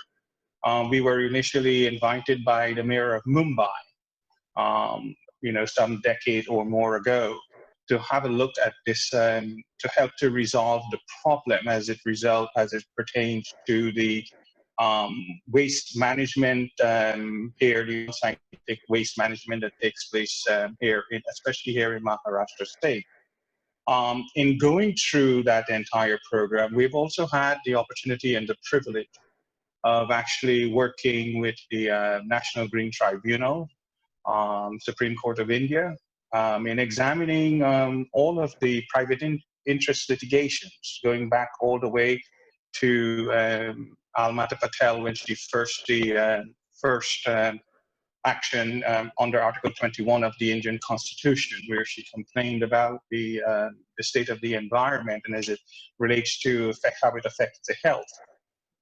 In doing so, we also, in studying that body, we looked at all of the court responses, this court actions. We've also had an opportunity, because what Delta does, we actually implement United Nations Framework Convention on Climate Change, Clean Development Mechanism, and REDD Plus program in building the circular economy ecosystems. And we also look at the United Nations Cindy Framework Disaster Risk Reduction Program. So we took into account all this body of information, including the work that has been the rules and regulations of the Pollution Control Board of India, We looked at many of the different programs that were developed by the individual states as it pertains to clean development mechanisms, into the pollution control systems there. And we study each of all of these systems and we put together. One of the things that we actually discovered that, is that there should be a collation between all the informations that were developed by all of the different states, and also information that was developed internationally to deal with this, the issue of this waste management issue in which we are addressing. COVID-19 has given us also the opportunity to also look forward as to how beneficial the information that we've been able to study and how that information actually would affect processes and development going forward. I must say that I congratulate India in of itself, because India has really done tremendous amount of work. You know, there's one motto that we always stick by. It's to prepare to fail, it's to fail to prepare. And what we have discovered in our studies, we have discovered how India has prepared very well. And I say that we can envision India going forward in a very sustainable way, and actually to meeting the challenges ahead that are going to come ahead within this entire post-COVID-19 pandemic area as it pertains to the waste management ecosystem. In examining some of the work that I have mentioned, for example, some of the work from the public interest litigations, the Supreme Court in of itself had a commission that specifically studied the entire problem in India. And there were two things that we gathered from that report. And the two things were the public and private participation, and also the need for an integrated systems of technologies to resolve the problem. I thought that that was very insightful by that commission. It's a commission that was made up of a number of national and international persons, and I do agree. We do agree with this commission report and the need for community and private participation. What we have discovered is that in our countrywide study, countrywide report, where we study the entire infrastructure, whether it's the political, the economic, the social, the environment, the monetary situation, the way government operates, the way the different state governments operate, the way the different ULBs operate, we discovered that in spite of all of the regulations, in spite of all of the court orders that have been implemented, many of the ULBs try their level best to implement and resolve the problem. But as the commission has pointed out, there is need for the community, the people themselves of India, to be very resilient and to sort of make a very valid contribution. We've also discovered that there are a wide number of participants in the private sector in India that has been doing maximum amount of work in terms of contribution towards helping to set India on a path of becoming carbon neutral, especially within the waste management infrastructure. We had an opportunity whereby for about 2.5 years or so, we implemented an R&D program where it's the, as Dr. Tanos had pointed out, it's very important that the problem cannot be resolved unless you have to tackle the problem at source. So we did an experiment, an R&D program, whereby with about 50 to 100 societies within the Mumbai area, and to implement a program of zero waste at source. And I think that this has been a very successful program. It has been adapted by the municipalities also locally. The Pune municipality, the Kerala, and the Kilian-Dumbal municipality has also asked us to develop a similar type of program for that community there also. But I think that you cannot solve this waste management ecosystem problem unless you deal with the source problem. One of the things that we have reported back after we have done and worked with NGT in our report is that one of the solutions to the resolving the problem is that we recommended the elimination of all landfills. You can recognize that the citizens, starting with Almata Patel, reported the effects of this unscientific dumping on the landfills. And we also look and see the effects of that, how it has interdicted the entire water system throughout the country, wherever you go. We did one pre-feasibility study, especially in the village of Fasungi, and where we observed that in that entire community, the entire water system there is interdicted because of the unscientific waste management there in the city of Fasungi.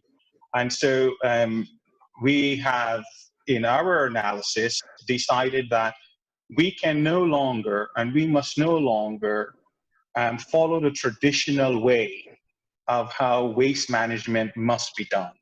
Also, if you're going to propose adaptation solutions, they must be so comprehensive to the extent that the society, the people, through a public education program and community education program, they must be excited to be involved in this in the efforts to help to resolve the problem.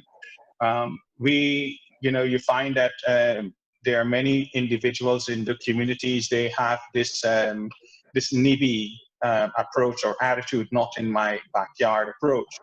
To help to resolve some of the problem, we shared and took several members of the community internationally so that they can see how waste management is done.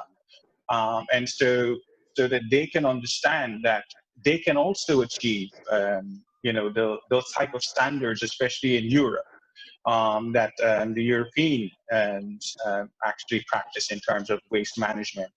One of the other things that we have done, we have looked specifically, you just can't say that we are going to recommend the elimination of the landfills. We actually looked at the systems that are in place. And what was discovered is that there has been maximum efforts and attempt to sort of eliminate or to get rid of or to take a new approach to the way that waste is being disposed of. We took several metric tons of waste and we distributed globally to various labs because we wanted to understand specifically what seems to be the problem. Because many of our technology partners have been in India, and the system seems that what is working in Europe or in North America seems to not work for waste management. For example, waste to energy plants in of themselves, they seem not to work. And so we took a very close look at the fraction of the waste, and we have distributed. And why we did that, it's because we discovered that because of the climatic conditions here in India, the monsoon, post-monsoon or so, and even when you go on a landfill site itself, because of the topography of the landfill, it is so difficult. The waste fractions, the moisture content, or we refer to it as the calorific value, is so different. So, for example, there was this plant in Gazipur, which we took a good look at, and talking to many of the local experts, you find that the protocols that were implemented in that regard were protocols that caused these systems to fail tremendously. And in studying the waste, we recognized that a specific system, as the court order had said, an integrated system, has to be developed in order to help to resolve the problem. So we took it upon ourselves and we reached out to 34 or so of our technology partners, and specifically to look at, because you have to recognize that waste has been unscientifically disposed of some of these landfills for almost 90 plus years that the waste is sitting there. And you cannot just, and then you have to take into account the daily collection also that comes into play, that impacts. So what we discovered is it's just a huge problem that exists, and you have to get a very huge solution to resolve the problem. So we got together with some of the world's renowned, whether it was NASA, whether it's the Army Corps of Engineers, whether it's Babcock Wilcox Malone, and many of the Capel Steigers, many of those technology providers that actually have built systems over the years. What was also very good for us is that we were able to get some very good counseling and tutelage from Dr. Rakesh Kumar from MIRI in terms of his knowledge base as to what would work best as he has seen it best. And so taking the information from him, taking the information from all of the other global technology providers, we were able to come up with specific technology protocol that is befitting to help to resolve the problem with regards to cleaning up landfills, which also serves to address what the Supreme Court has asked that be done, an integrated system of technology. The other thing that we have, that we will be implementing or we are looking at, is that when we compare the way these fabulous waste-to-energy plants, as Sir Dr. Tarnos showed you, what is in Copenhagen and one of those very beautiful plants that have been set up. But we have to look at the issue of sustainability. You would find that in Europe, many of these plants that they perform very well. The systems at the zero waste at source programs very well organized in terms of recycling at source. People take pride in that protocols, especially in the Scandinavian countries.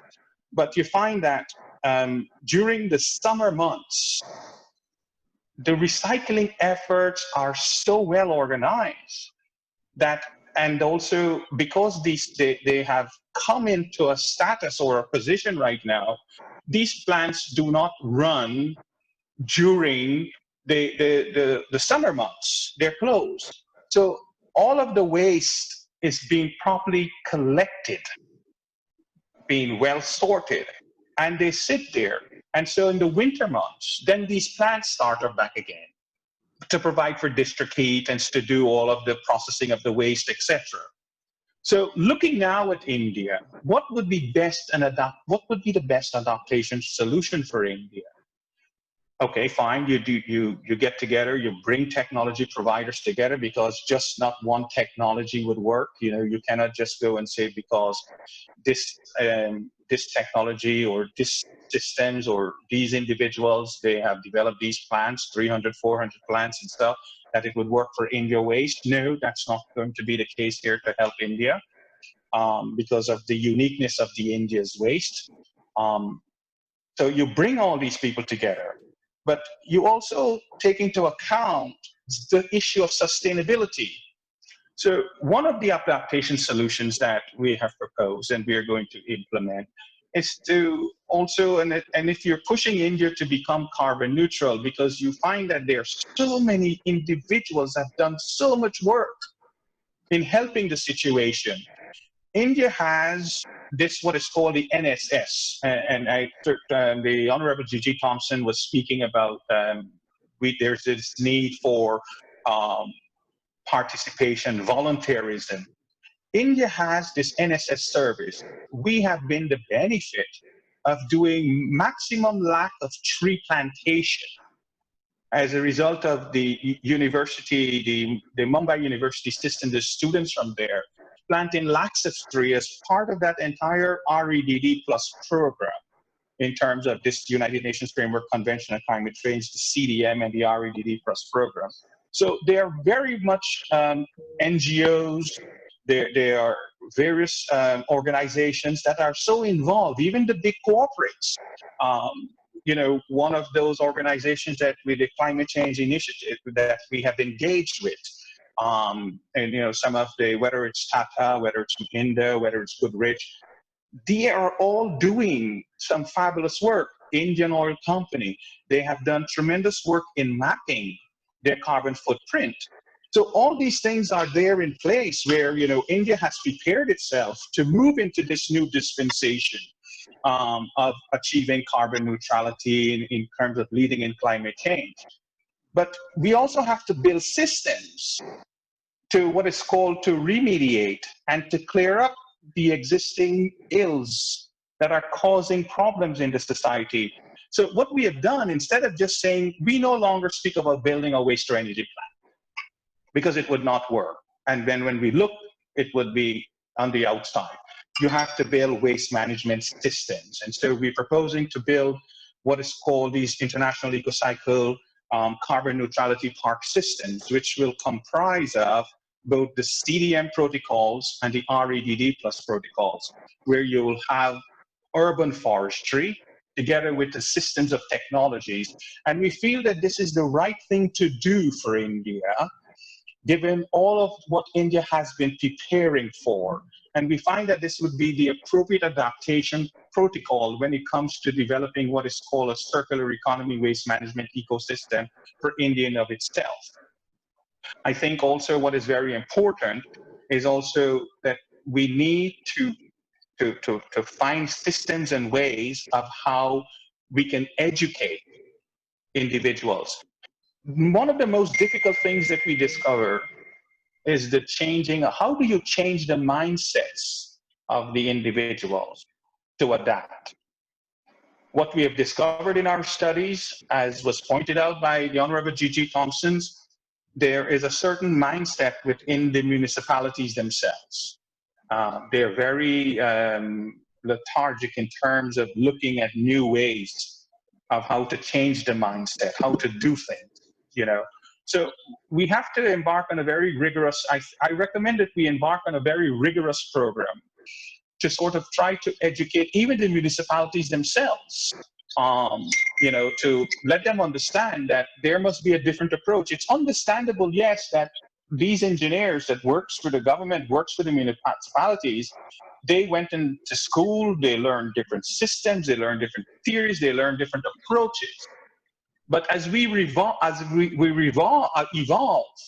they have to sort of evolve and change with the times, and to be able to adapt, to be able to sort of look at a situation within the context of how their contribution that they will make would help to sort of develop and to take the society into a different sphere of development. So I recommend, in closing, I would recommend that for an adaptation solution and plan, one is that we need to actually to speak to the society, speak to the people, individuals. We need to educate them a little bit more. We need to bring them more into the fold to participate. The government, the municipalities themselves, they're not able by themselves. They're doing their level best based on what they have learned, what they know. But without the community participating in this entire initiative, we will find that COVID-19 has put us into a straitjacket at this moment in time, put us into a resettlement posture. The efforts that we are embarking on, you know, that India has made a very, their intended national determinative contribution is to reduce carbon emissions by 30 to 35% from the 2005 levels by 2030. The initiative in terms of when it comes to the circular economy waste management system, 41% of that 30 to 35% is responsible for carbon emissions. So the program in this adaptation program that we're doing, it is to target that 41% of that 30 to 35%. So hence, you have to build these carbon sinks or carbon parks, whereby, and you have to have systems in there where you will have a zero waste protocol and a zero carbon emission protocol that is that complies with what you're teaching with the societies and the residents and the systems at home. I hope that what I've mentioned to you, what I've shared with you in terms of our research, I hope that it could actually has served some benefit. And if there are any further questions that anyone has, I'd be delighted to address that. Thank you very much.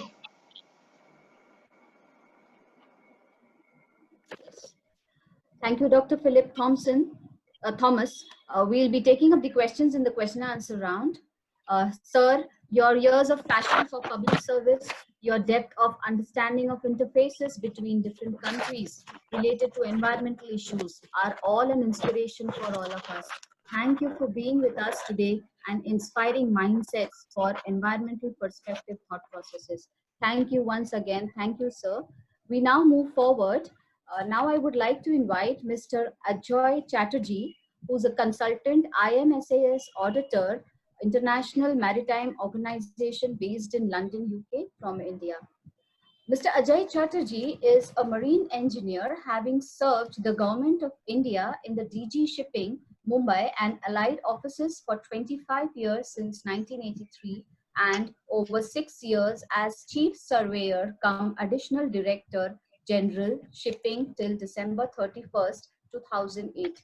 He was the head of statutory surveys and certification of merchant ships and for implementation and enforcement of international regulations for safety of ships, crew, and for prevention of marine environmental pollution from ships, and was also an ex officio chief examiner for examination and certification of marine engineers in the Merchant Navy.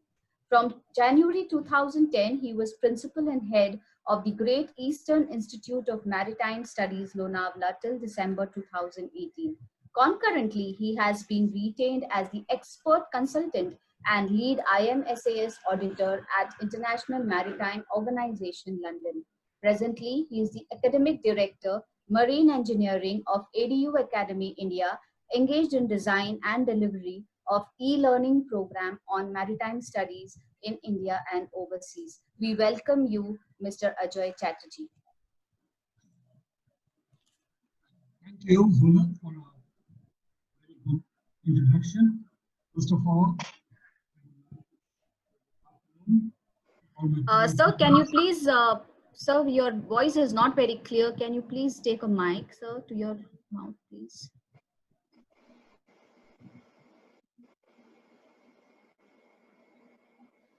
Ajoy, you're on mute. Okay, good. You can hear. Can you hear me? Yes, we can hear you now. Thank you. Yeah, okay.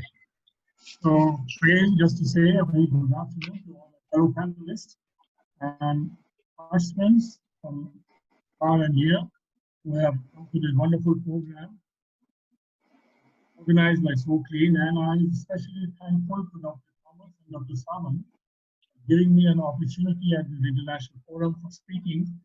I will be speaking something to do with marine, the effect of pollution from the marine side, that is particularly ship-generated pollution, and how this is, how well it is regulated and by the country or member countries of IMO, as well as what are the effects, and particularly now with the COVID situation, how do we take it forward?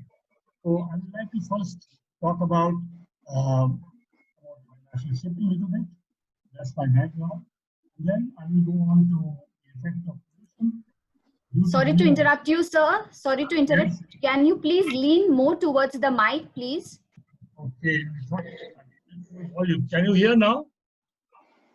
Yes, sir, we can hear you now. Okay. Yes, sir. Yes, sir. I think I have to put it closer. Yeah. Okay. So first of all, I would like to say, international shipping industry is responsible for, carriage of more than 80% of the world's cargo, goods of all kinds around the world. So you cannot imagine a modern commerce, or you cannot imagine a modern world without ships and shipping. It is a blood, it is actually, shipping is the blood for our economy. Without shipping, international trade, intercontinental trade, bulk transport of crude oil, raw materials, and import-export affordable food and manufactured goods would simply not be possible. Without unhindered movement of ships, it is said that half the world would be without heat and light, and the other half would starve, which is saying it in a way which is actually true. So, shipping moves the world's food, energy, raw materials, as well as manufactured goods and components. I am saying this because the effect of COVID, how this is going to, how it has hindered a lot of aspects. That's what I'm going to conclude with. So it is vital to maintain, as my previous distinguished speakers have already said, sustainable development and prosperity. How do we continue with COVID? While this COVID has really disrupted not a normal activity as we thought normal, but it has also opened a huge ideas, a set of ideas, at least I can say in the maritime sector, just to overcome the problems, man's ingenuity is unfathomable. And I would say this has been although we are all in the same boat, but this has definitely opened a lot of opportunities for everyone, particularly in the maritime sector. At any time, there are more than 50,000 ships all over the oceans in the world, trading internationally, transporting every kind of cargo. It is said that more than 30% of the energy movement of the world is around the Indian Ocean, and that is why politically you must heard Indian Ocean is now in the limelight. Everybody is talking about it from the political point. 30% of the world energy is over the Indian Ocean. The world's fleet is registered with 150 nations and manned seafarers of virtually every nationality. And now, why shipping? What is the problem of pollution prevention? Why do we talk about it? I think maritime sector is one of the most regulated sector in the travel industry, besides aircraft, of course. But aircraft, you cannot compare shipping with aircraft in the sense aircraft is much faster, but tons per mile, it is much lower than shipping. The amount of tons of material transshipped by shipping is unfathomable compared to any form of transport, and it is seen that it is 6 times cheaper than any other. Just a thumb rule, 6 times cheaper and extremely environmentally friendly. And that is the reason why the government of India is going very fast in trying to make river transport very popular in the country. We have 14,000 kilometers of riverways and 7,000 kilometers of coastline. So we have abundant navigable waters in which to ply ships, and therefore for sustainability and environment protection, I think shipping, whether it's in the international sector or in our inland sector, is the top of the day. And how to move those ships is another question. Well, I said that shipping is very much regulated. First of all, I'll not talk of SOLAS. SOLAS means the safety of life at sea, which has a whole gamut of rules and regulations to ensure safety of the ships, safety of the crew, safety of the ship operations. What I'll talk here about is the other aspect, the other pillar of International Maritime Organization is called the International Convention for the Prevention of Pollution from Ships, in 1973, and it has been amended several times. And what we call it now the MARPOL Convention. The MARPOL Convention, there are now 6 annexes. The first annex is about oil pollution. Second, chemicals and noxious substances. Third, from sewage. Fourth, from packaged goods that could be also dangerous goods in package form. And the fifth is waste. Now, waste and garbage dumped at sea will actually be as harmful as oil and chemicals. Plastics in particular can take years to degrade, and fish and other marine life can easily confuse plastics for food, as well as do great harm to the marine life and threatening biodiversity. Dangerous toxins can enter the food chain and ultimately being consumed by humans. So what has IMO done about it? First of all, regarding these all ships are today equipped with various machinery and equipment which take care of to prevent pollution. That means the sewage that is generated on a ship, there are sewage what you call treatment systems on the ship, which so that no dirty water or even foul water is allowed to get out of the ship, and particularly so on large cruise liners where you can have passengers and about 1,000 crew members, or even more in some large cruise liners. But every ship has sewage treatment plant to take care of sewage. Then there is what we call special treatment system for the dirty oil that is always generated because of the engine waste oil, and that is also treated on board a ship so that nothing, not even 0.05% to 0.01% of the oil content is in the water that is discharged. Even large tankers, when they are doing the oil, when they're doing the tank cleaning, the water that is discharged, it is regulated. You can only discharge that much water, and the amount of effluents that can go out of the water is also regulated and limited, and there are equipment to ensure that. So that takes care of oil, and similarly for chemicals, gases, bulk transport, as well as what we are talking about now in the present last decade or so, is pollution due to emission of gases from the engine exhaust. That means sulfur oxides, nitrous oxides, particulate matter, which is a big concern, particularly in the northern latitudes.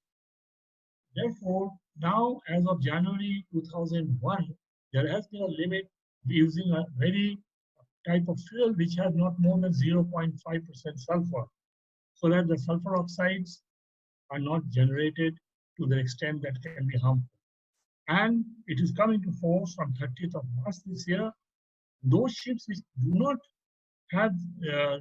burn that special type of low sulfur fuel will be allowed to continue with the the heavy grade of fuel, but they must have alternate equipment that we call scrubbers.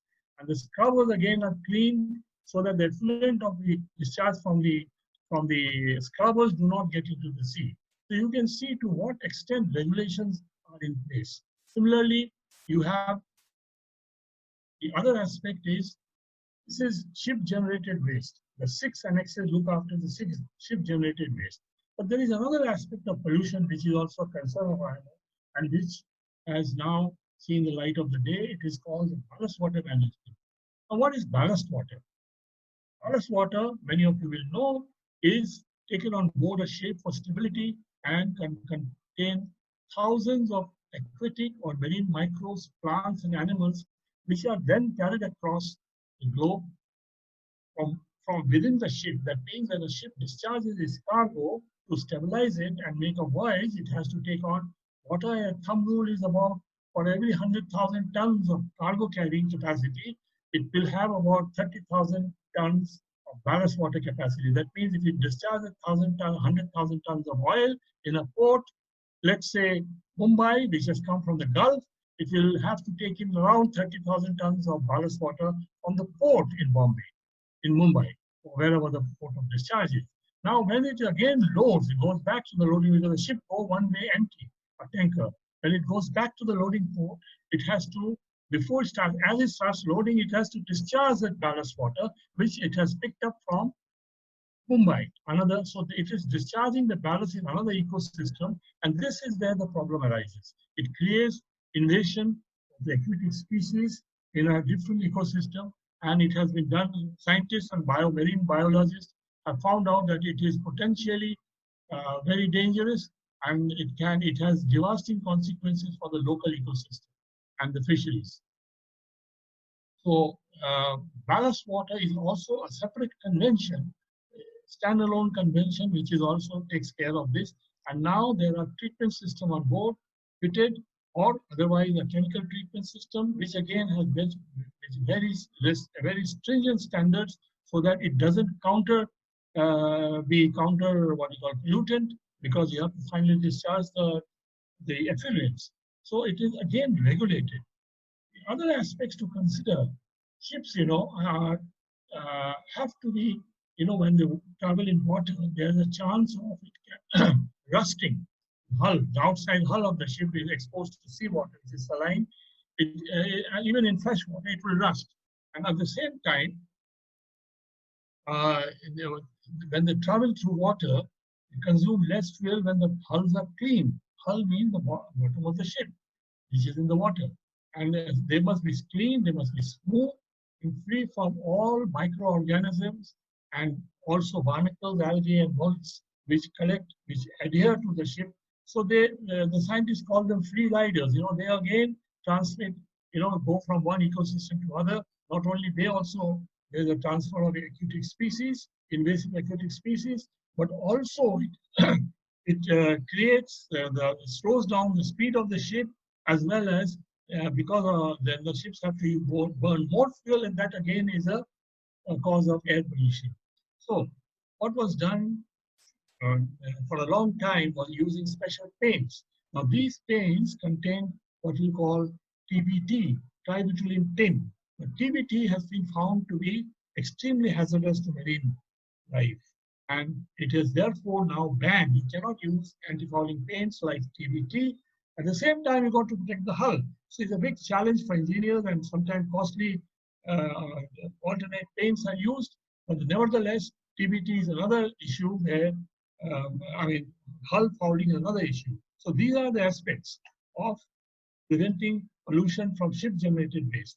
But mind you, to see that these things work properly, you need equipment and you need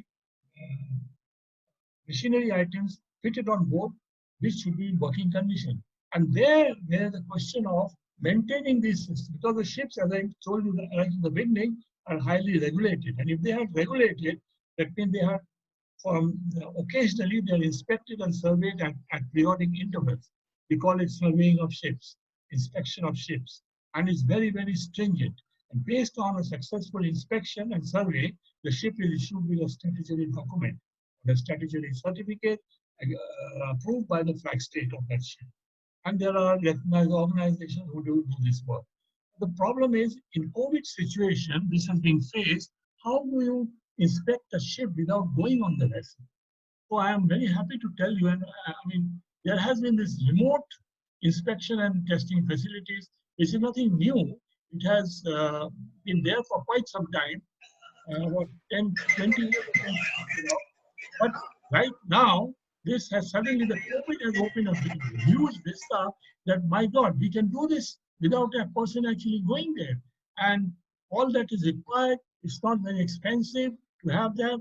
It's a digital service for crediting such inspection in remote, ensuring an equivalent reliability without burden of time, money, resources, or even without a person going on the ship. It's all done by remotely.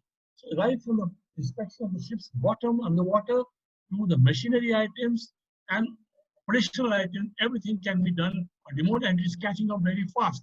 Already I have information that during the COVID situation, this aspect has been launched, and I feel, this is my personal belief, that we have learned a lesson from COVID, and this is going to go on, because for a ship owner, there's nothing like if there is something like these inspections and surveys are done remotely. It saves a lot of time, money, and particularly for a ship, turnaround time is very, very important. Anytime, the longer the ship spends time in port is actually loss of revenue. And therefore, that is possible. Already, document inspection, certificate inspection for statutory standards are already being done by remote inspecting agencies and by video streaming. And all you need is an app to be installed for the ship and the shipping company, and this can be launched very easily. So what I am looking at is, from now onwards, COVID-19, even after COVID is over, I think this is going to stay.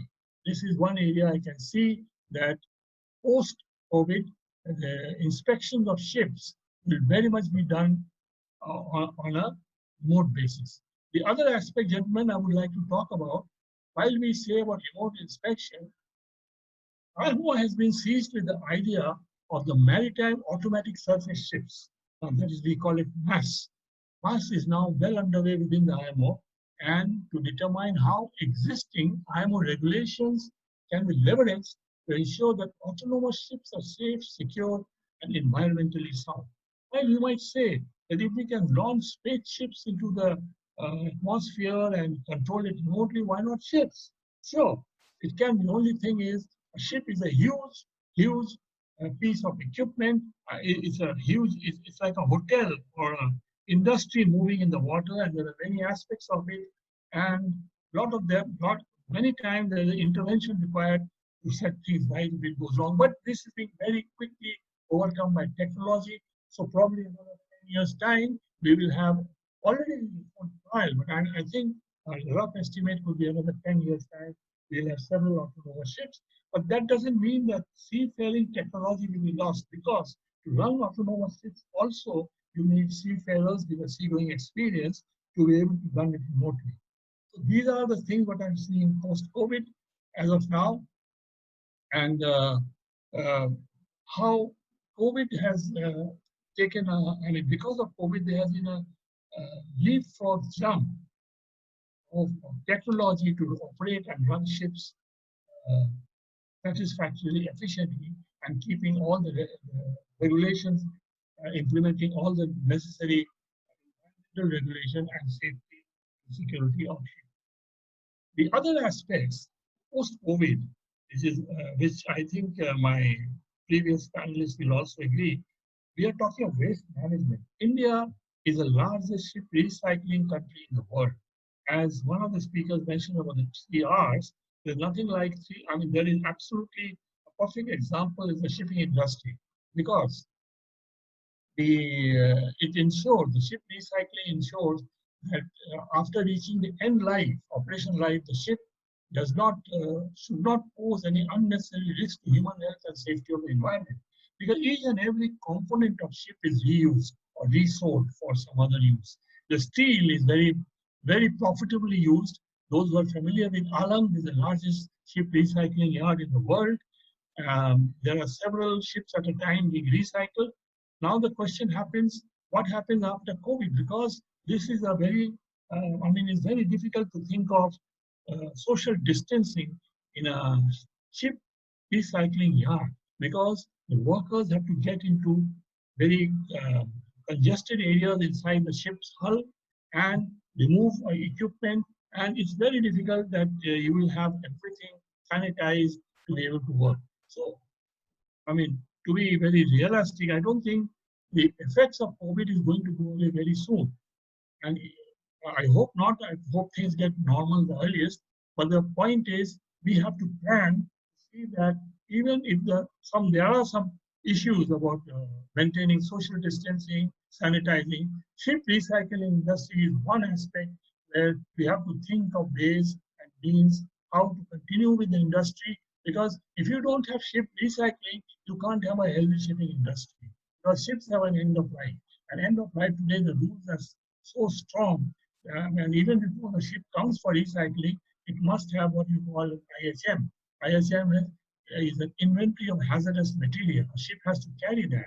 And therefore, and then it must have a plan for ship recycling. And the ship recycling yard should have a ship recycling facility management plan, which has to be approved. So as you can see, although it is not ship generated, it is in the, and ships are nowadays built with a minimum of hazardous material in it. And even if it is there, even a slight amount, like for example, polycarbonates, where the electronic components, the motherboards and all that. And that's why an inventory has to be maintained throughout the life of the ship. Anytime any repairs are taking place, it has to be written down, what item, how much, and where it was replaced. So that when it goes for recycling, the recycling company knows exactly where the hazardous material are and what to do about it, and they can plan the recycling of the ship. But again, we come back to this COVID situation. All this is a huge problem if you do not plan how you're going to handle ship recycling as well, and any other aspect of shipping operation. Even end of the life aspect of the ship, we have to keep in mind this question of the effect of COVID-19. Now, India is a signatory to the Basel Convention. Basel Convention deals with the transboundary movement of hazardous waste disposal control. But of course, India has not yet signed the ban treaty, the Basel ban treaty. but end of this year, the European Union is going to come out with, is going to ratify SRR, that is the ship recycling rules. And then all ships in Europe will not be able to visit Europe unless they comply with the USSR ship recycling rules. But as far as India is concerned, we are not signatory to EU SRR, but at the same time, our IHM, there is some difference between the Hong Kong Convention, which is IMO Convention on Ship Recycling, and the European rules. So it's mainly on the IHM, that is the Inventory of Hazardous Material. So we have to take that into care, and so that we can still, our Indian flag ships or ships from other than European countries can visit European ports. The fourth aspect, the fifth aspect, is the London Dumping Convention. Now this one is a dumping of waste and other matters. These are not generated, they are not from the ship, but they are from landfills or from mines. And the convention regime also contributes to climate change in a way that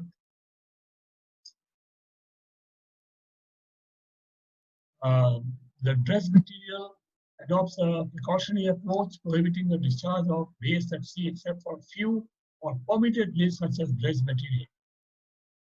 It contributes to climate change mitigation by regulating for carbon capture and sequestration in subsea geological formations, and predicting and providing regulations and guidance on how to assess proposals for ocean fertilization and other marine geoengineering activities that have that are in force. So these are the few items which I thought I should discuss here. Given the paucity of time, I'm not showing any slides. I'm talking, but I'll be very glad to take questions.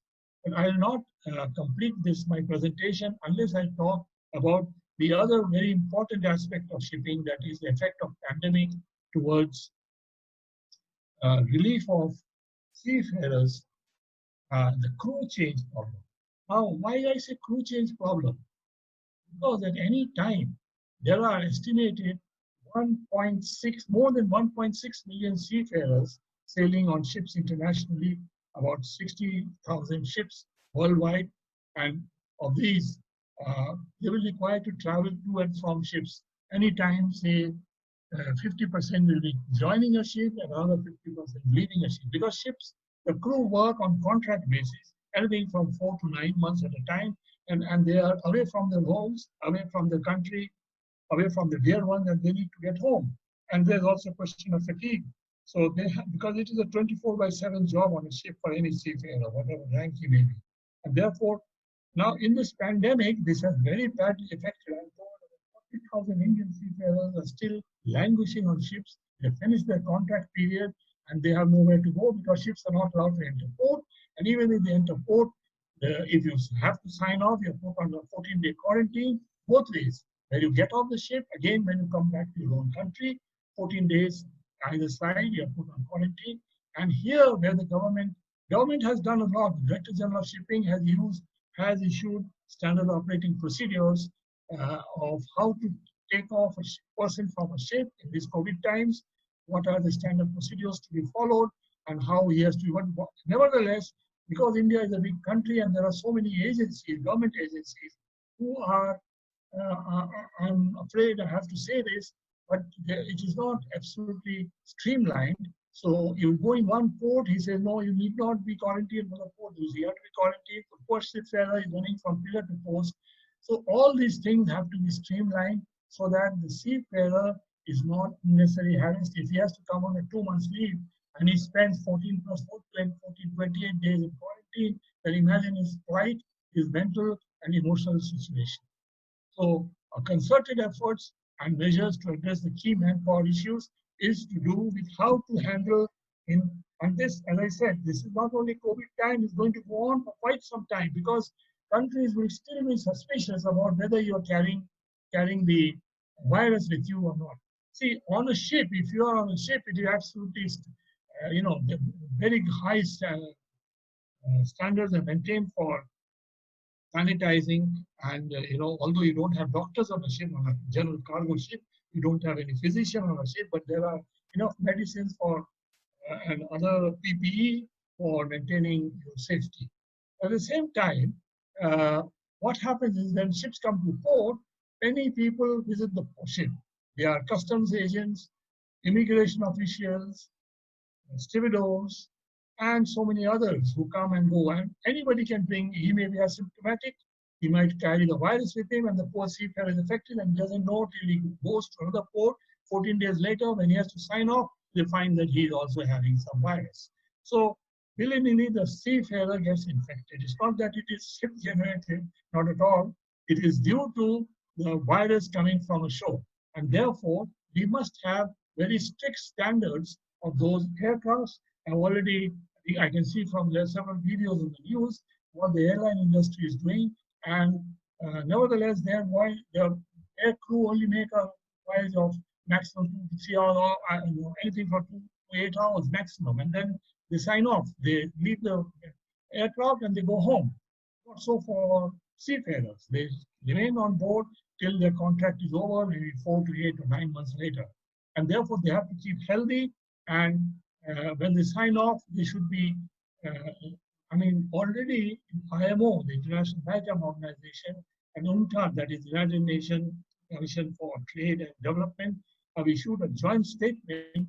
Seafarers are to be treated as key workers in every country so that they get the same benefit as other key workers are getting, like doctors and nurses. Because you cannot think of modern shipping, or for that matter, even ancient shipping, you cannot think of shipping without shippers, seafarers. Even of course, automated ships are far away, but even then you will need seafarers. So if there are no seafarers, you cannot have shipping. And you need to take care, while you look at other aspects, you need to have pragmatic approaches to be taken to grant exemptions and waivers where necessary and appropriate, and efforts should be made to facilitate use of electronic solutions of ship-shore administrative and commercial interactions. Then there could be effective sharing of information and other COVID-related reporting requirements of ships, and providing adequate equipment and resources to customs and border control stations in port. And in longer term, some measures to confront COVID-19 may offer important co-benefits. For example, instance of encouraging further investment in digitalization and advancing efforts to improve the energy efficiency of ships and reduce greenhouse gas emissions from ships. And changes in the SOPs or existing SOPs to make sure that the seafarers are not affected or not inconvenienced. So while shipping is making great strides for green shipping, for emission, hazardous noxious substances from ships, for pollution prevention, and is highly regulated, but at the same time, we have got a new thinking in place. How do we still keep regulating in the same level post-COVID? And with that, I would like to end my brief presentation. And I once again thank the organization and the patiently listening and patiently hearing of my short speech, and I'm willing to take on any questions. Thank you very much. Thank you, Mr. Ajoy Chatterjee. The importance of environmental sustainability works in harmony when both land and water are considered. Sir, your vast experience in the field of marine pollution, causes and effects, with first-hand observations in regulatory and control implementation is surely making us all think to have a 360-degree view of the causes and effects of pollution in general, and to come up with solutions which are technologically sound and feasible both economically and environmentally. Thank you very much, sir, for joining us at Socleen today and share your experienced views. Thank you once again. We now move on to the panel discussion. Dr. A.D. Sawant will be the moderator for this discussion, and I request the panelists to be on board, please. Dr. Rakesh Kumar, Dr. Philip Thomas, Dr. Bourtsalas, and Mr. Ajoy Chatterjee. So just find out how many are available. Yes, sir. Everyone is available. Only Mr. Jiji Thomson is not here, I guess. Jiji must have gone. He had to Yes. go for a meeting. Yes, so sir. We All are have here. Yes, sir. all others are there. Yes. So thank you all. Very nice lectures and presentations. And we have. Let me know, Sonal, how much time we have with us So we have another 15-20 minutes to go.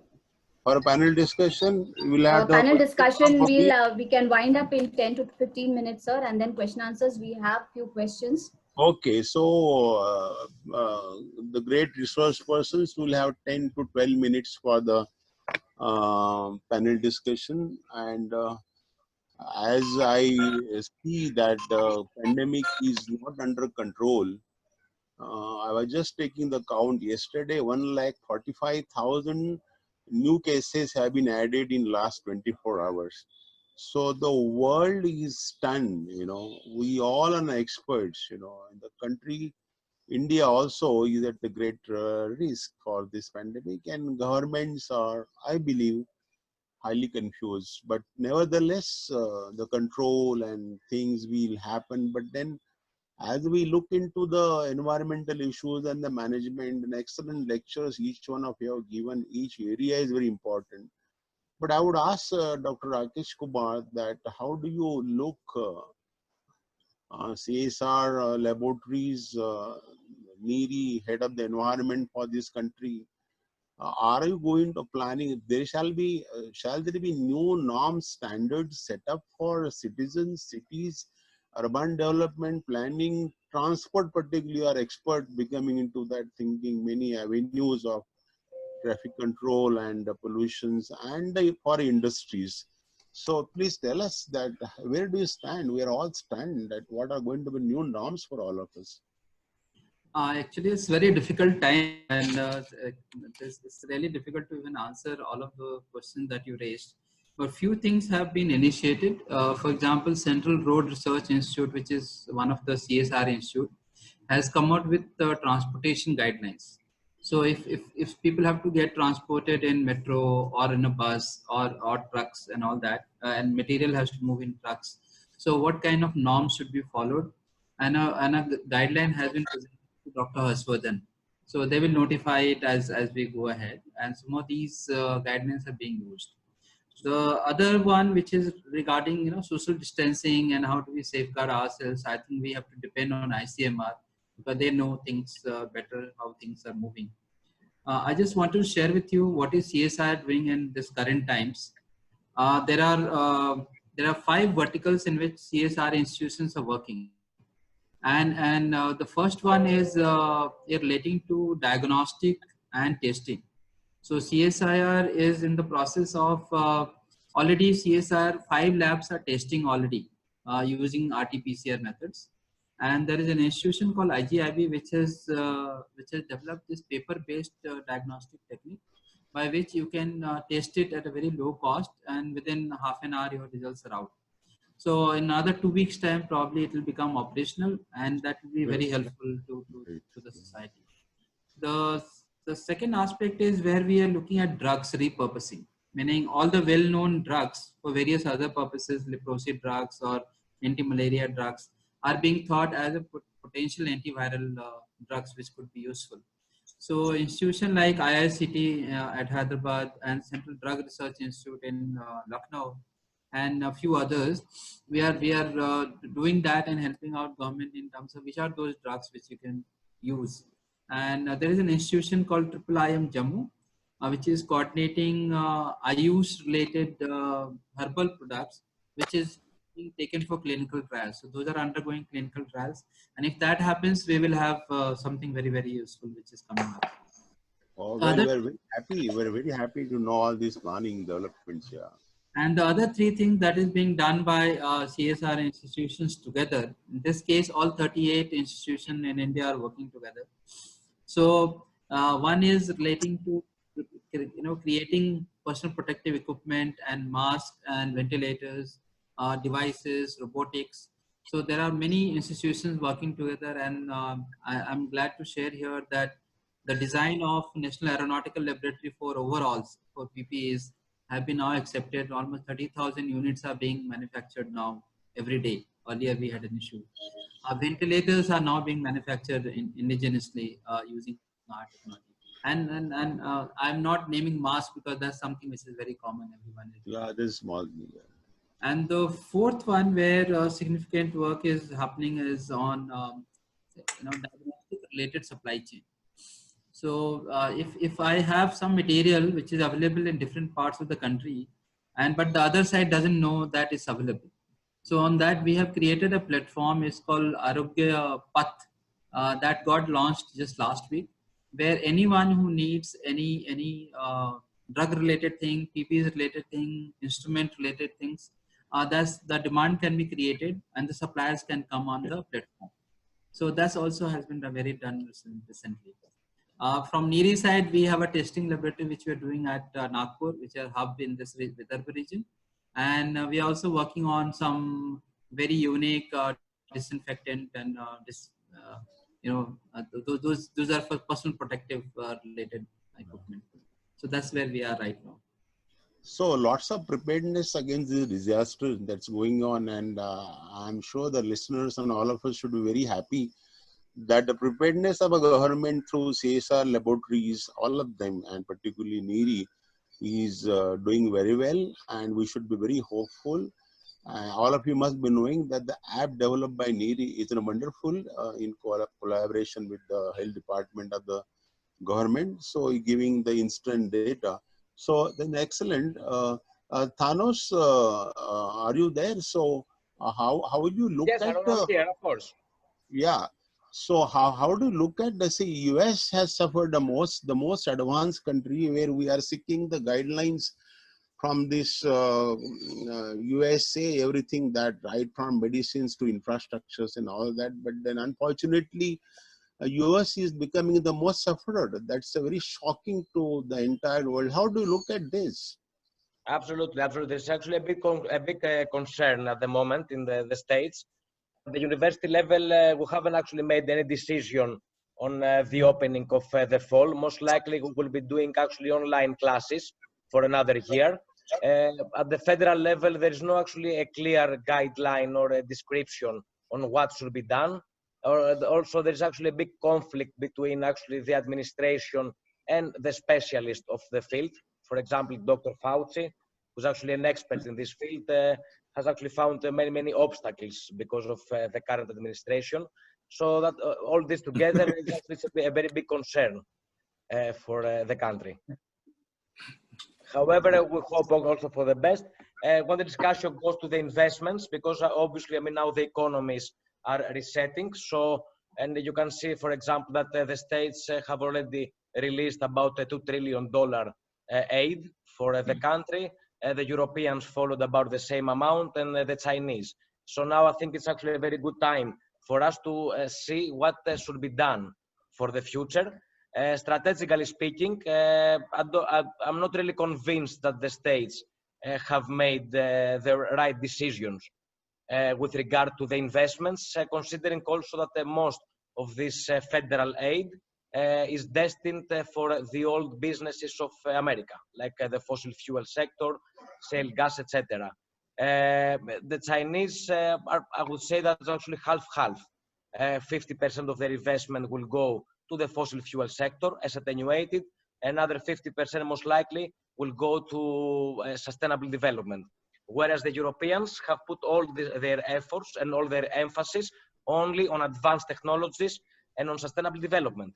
So I think that in the next 5 to 10 years' time, we may see actually countries being from developed in terms of infrastructure, going to the developing nations in terms of infrastructure. When, for example, the Europeans are investing in high-speed trains, whereas I mean the Americans have literally nothing at the moment. So in the next 5 to 10 years' time, we may see actually few changes in this field. But again, I mean, this is actually my humble and my personal opinion, obviously. Yeah, I would have been very much like to ask you more questions on the West management further, but then you are being a university professor. Most of our registered participants are coming from academic. We're academicians here. You are academic. How does Columbia University is looking? This is a little off questions from the environment management. Let's come to the public and students environment, the university environment, and the health and public health of students' health.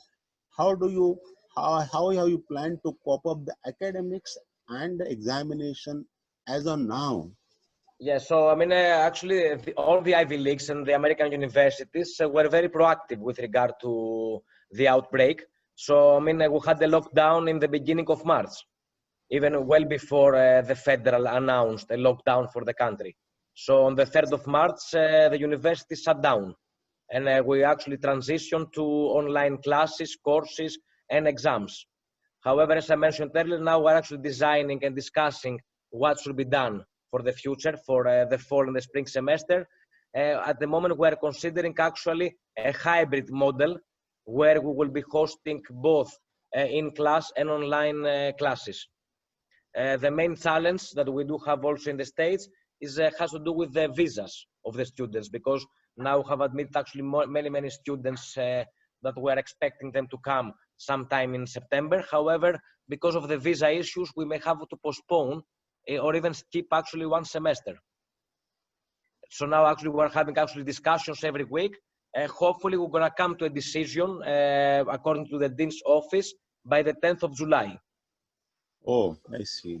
And the main challenge that we do have at the moment associates with the Chinese students, where there is actually a rule where the Chinese actually cannot actually get a certificate of their American degree unless they have an F1 visa and they're actually physically present in the States. Oh, So, and that's obviously, great information. this actually creates actually a huge problem and obstacle with regard to our decision. And because most of the Chinese actually will not actually come until I would say March or April, or until actually a vaccine is found. Well, I'm sure that many of our participants would be, they really got some guidelines, some informations on the horse's mouth from you, because here the student and academic community is very much confused. We do not know the way ahead. We're all confused, or we are seeing this as a stumbling block.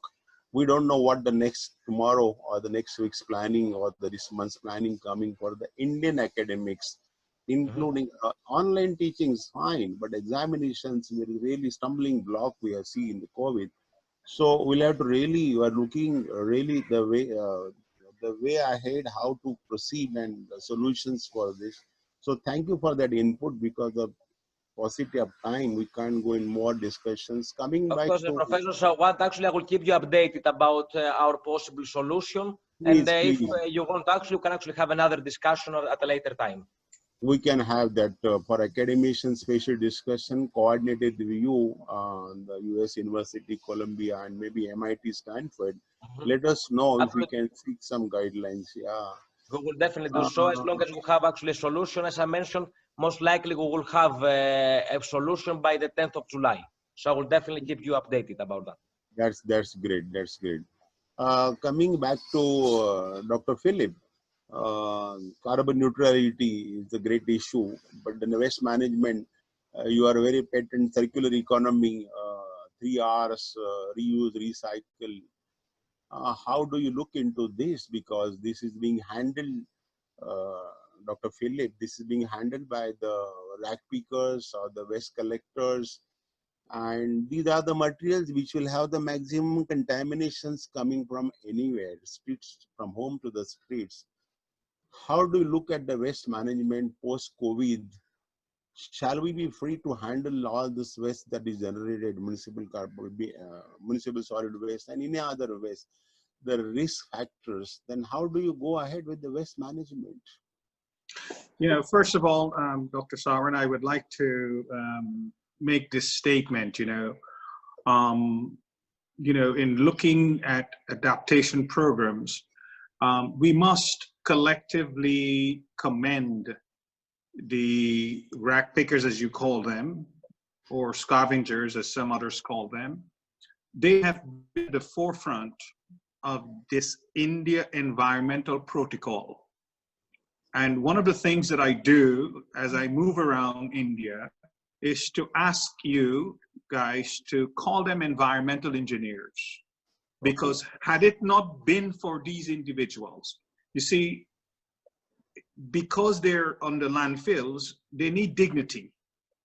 If you want to sort of change the mindsets of individuals, if you're going to implement new protocols that would actually eliminate landfills, do abate and clean up the landfills, you have to look at them in a way in which you can take them and retrain them. So the first thing that you do is that you need to let these people recognize and appreciate them for what they have done so far. They have given their life. You know, we found that you know, life expectancy for the sector of the community, it's about 40-something years. We find that the life expected, the family destruction that takes place, because there are some organizations you find on the ground who literally take their kids and board them and house them. And so many times kids grow up while their families are on the landfills, you know, seeking a livelihood. You know, they are away from there. Some of them live actually on the landfill. So I plead and ask that in a first stage that we actually look at that. The other thing that you know, as I was mentioning before, is that if you do, you have to get the entire society, as the Supreme Court has said, you have to embark on a very aggressive community and public education program. And we found that in our R&D program, in our experiment, it works. We have households that are actually recycling, actually in 9, sometimes 11 different categories. We have actually implemented situations inside of these households where they're using biocomposting, vermicompostings inside of their homes. We have implemented situations whereby inside of the societies, we have made them zero waste societies, where they even also adapted doing some tree plantations. They feel very excited. They feel very excited to get involved. You have to engage with them, and you have to continually. I think what makes the difference with what we have been doing, we recognize sustainability. How do you sustain? Is that you have to you can't just go and take a system there to the individuals and you step back. You have to constantly engage with them. You have to develop a team that would help them also to sort of constantly look and see if their systems are working, if their systems are not working. We have about a 98% success rate. The 2% failure, which is good also, is because of the management structure of some of the societies. The individuals are not able, and which is understandable. It helps us also to do otherwise. The other important thing too is that you should not any longer view the disposal, the abatement, and the cleaning up of these landfills and these wastes as it is traditionally being done. Many times people treat garbage like garbage. So the katra or the garbage reacts to you the way that you treat it. You have to scientifically, what we have discovered, they do what is called bio-mining. You have to engage in a process as what we call phytoremediation, bio-mining engineering. What that means is that given this pandemic also here, all of the biological waste and the medical waste, both from households and from medical care facilities, will eventually end up in these landfills or end up. So scientifically, the landfill already has its own issues with vectors and viruses and things like that. They do. But then compound now when you add this there must be a specialized scientific protocol that must be implemented. It's almost as if you have to go, when we have done this around the world, we literally have our personnel wearing hazmat suits. We have Dr. labs. Excellent. Yeah. Sorry to intervene. Dr. Thanos can have short input on this issue, where you have been asking from some standard system development. Let us have his opinion also. And you mentioned rightly the bioremediations, like where the needy have an expertise. if Thanos and Rakesh can give a small input, so people take up the guidelines from this in addition to what you have said about landfills and all. Yeah. Dr. Thanos. Yes, so as I mentioned also briefly in my presentation, I mean, at the moment, and with regard to the outbreak, I mean, from our view at least, the only prominent technology is waste to energy. It's actually to thermally treat the materials in order, I mean, to distract all the pathogens and the hazardous components that are included in there. But even so, I mean, even if you combust the materials for the production of energy, you will have to deal actually with a small amount of residues, down to about 20 per weight %, which is actually typically the bottom and the fly ash, which eventually will end up in a landfill. Dr. Rakesh, I would like to add something. You'll be concluding this question, Thomas, but let me see. Okay. Rakesh has something. You'll be concluding this question. Yeah. Rakesh? Dr. Rakesh Kumar? Is he there around? No. So you please go ahead. Yeah. And also, if I may add, sorry, he's there. If I may add something, actually, Dr. Philip is right. Actually, biomining is actually a very important technique, and with regard also to what has happened in our world, where, I mean, at the moment, most of our materials ends up in landfills. According to a recent study by the International Solid and Waste Association, we have about 2 billion tons of wastes that are being produced yearly, and out of this, roughly speaking, 1.6 ends up in landfills. And most of this ends up actually in open dumps. So biomining or landfill mining also is a good technique to recover few of these lost resources that have ended up in these sites. However, again, yes. Yeah, I do agree with you that biomining, but the emphasis is on what I call phytoremediation, and I call it the biomining engineering. That it's a special protocol that must be implemented. You also mentioned waste to energy, and you know what we have done working with a number of international players, whether it's NASA or whomever, and then also I mentioned specifically the guidance what Dr. Rakesh Kumar gave us.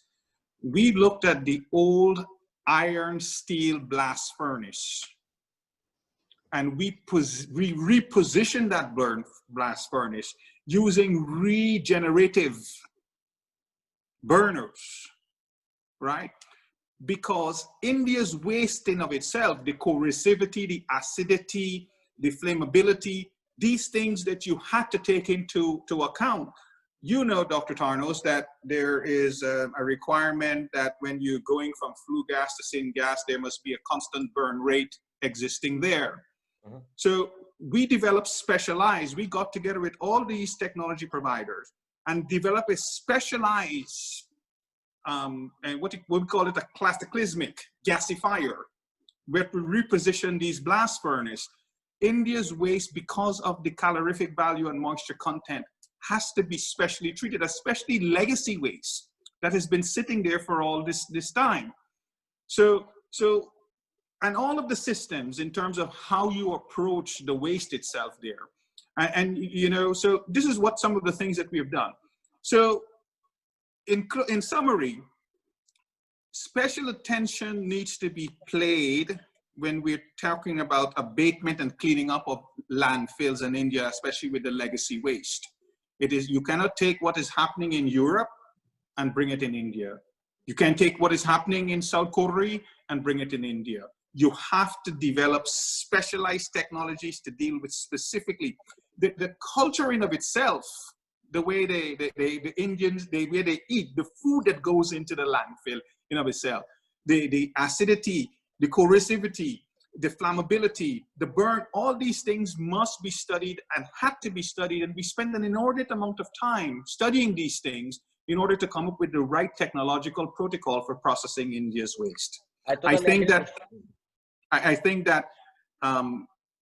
yes, indeed, India is at the forefront. Do you know the extensive amount of what we call biogas that can be had from that waste that is sitting there, right? You can take the waste, you speak about the fly ash and the bottom ash, right? We developed what is called a zero waste zero carbon protocol to take into account that where the waste is actually melted and you get a vitrified glass or slag at the end of it.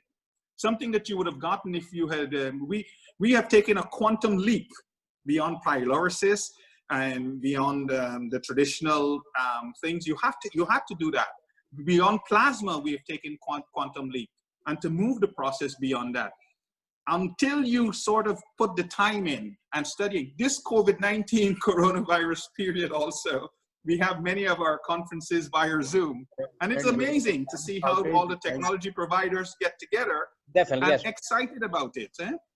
Okay, I totally agree with you. I mean, it's actually really key to assess, I mean, each case by case and be actually in a very good position to identify the best available techniques with regard actually to the composition of the waste, to what is included in there, the calorific value and the several other characteristics.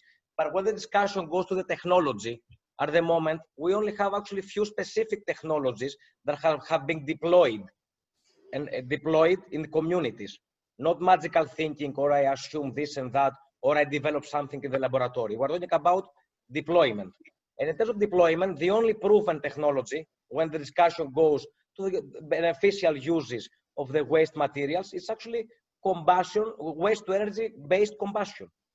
You mentioned about plasma. The only country that uses plasma for the vitrification of residues is Japan. However, the capital investment, and this is also very, very important because it's not only the environment, it's also the cost for the society. Plasma, it's actually a very, very expensive technology. And even actually in Japan, I mean, the cost was actually 3 to 4 times higher as compared actually to the conventional combustion.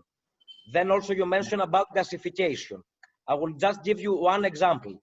In England, a few years ago, a great economy, great engineers, 2 companies, 2 champions in the field, you know also the companies, 2 champions in the field tried to build a plasma gasification plant. Westinghouse. Westinghouse and Air Products. Yes.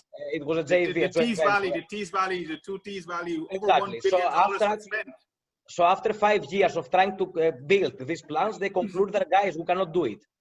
Yeah. So, you know, so I'm very skeptical on these new technologies or these new innovations to